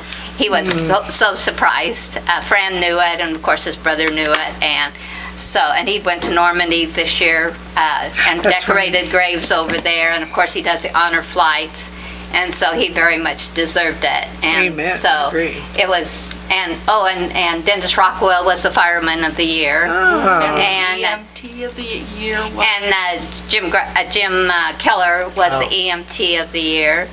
And the auxiliary, we honored Elaine Shaley that's why I had to go, because I had to do that because I'm president of the auxiliary. So anyway, that's why I especially had to go. We're So very anyway, fortunate to have all those people you just listed. so I don't know if they taped it or not. So, but anyway, it was really a wonderful ceremony, and we had a nice dinner and everything. So anyway, that's why I was late tonight. So, but Good reason. yes. Kev? I just started to see Michelle leaving us, Whitesville at the Main Street. Oh, wait. I was Just like, leaving the Main Street. she's staying with Convention and Tourism. Yeah. I was like, Yeah, I leaving said us? Main Street, so Yeah, yeah, big fills to shoot. yeah. Yeah, Big shoes. big shoes to fill. We got the Yeah, idea. you got the idea of it, so. Jason? Where we at on getting that land from the Patterson Trust? I don't know. He's Craig still, said he was working on he's it. still working on it, yeah. In sent fact, him we an got email. an It's been email. like 3 months now. I don't know what's taking so long to get it written up, but it shouldn't take that long to close on land. Just got an email today. He was working on it. I have two quick things. Tomorrow, Kansas State students are going to be here for that home study, so you can go and tell them you're part of the city council and ask them any questions you want. They're working for us. And they'll be walking down the streets. So if you see some college students just wandering streets and looking at your house, that's what they're doing. I hope they're all wearing purple. And LMI, I was glad to hear Deb Swinneman is calling people and has had a good response, but still encourage anybody that you come across. Because the last thing you posted, we were at 50.46% or something. I was like, we have to have 51. So. Oh, so we're that close? Yeah, we only have to get 51, but you can't round up. You have to be 51. So. Or more. Okay. With that, I would entertain a motion to adjourn. So moved. Is there a second? All in favor, say aye. Opposed? Gosh, 10 o'clock on the dot. I was gonna-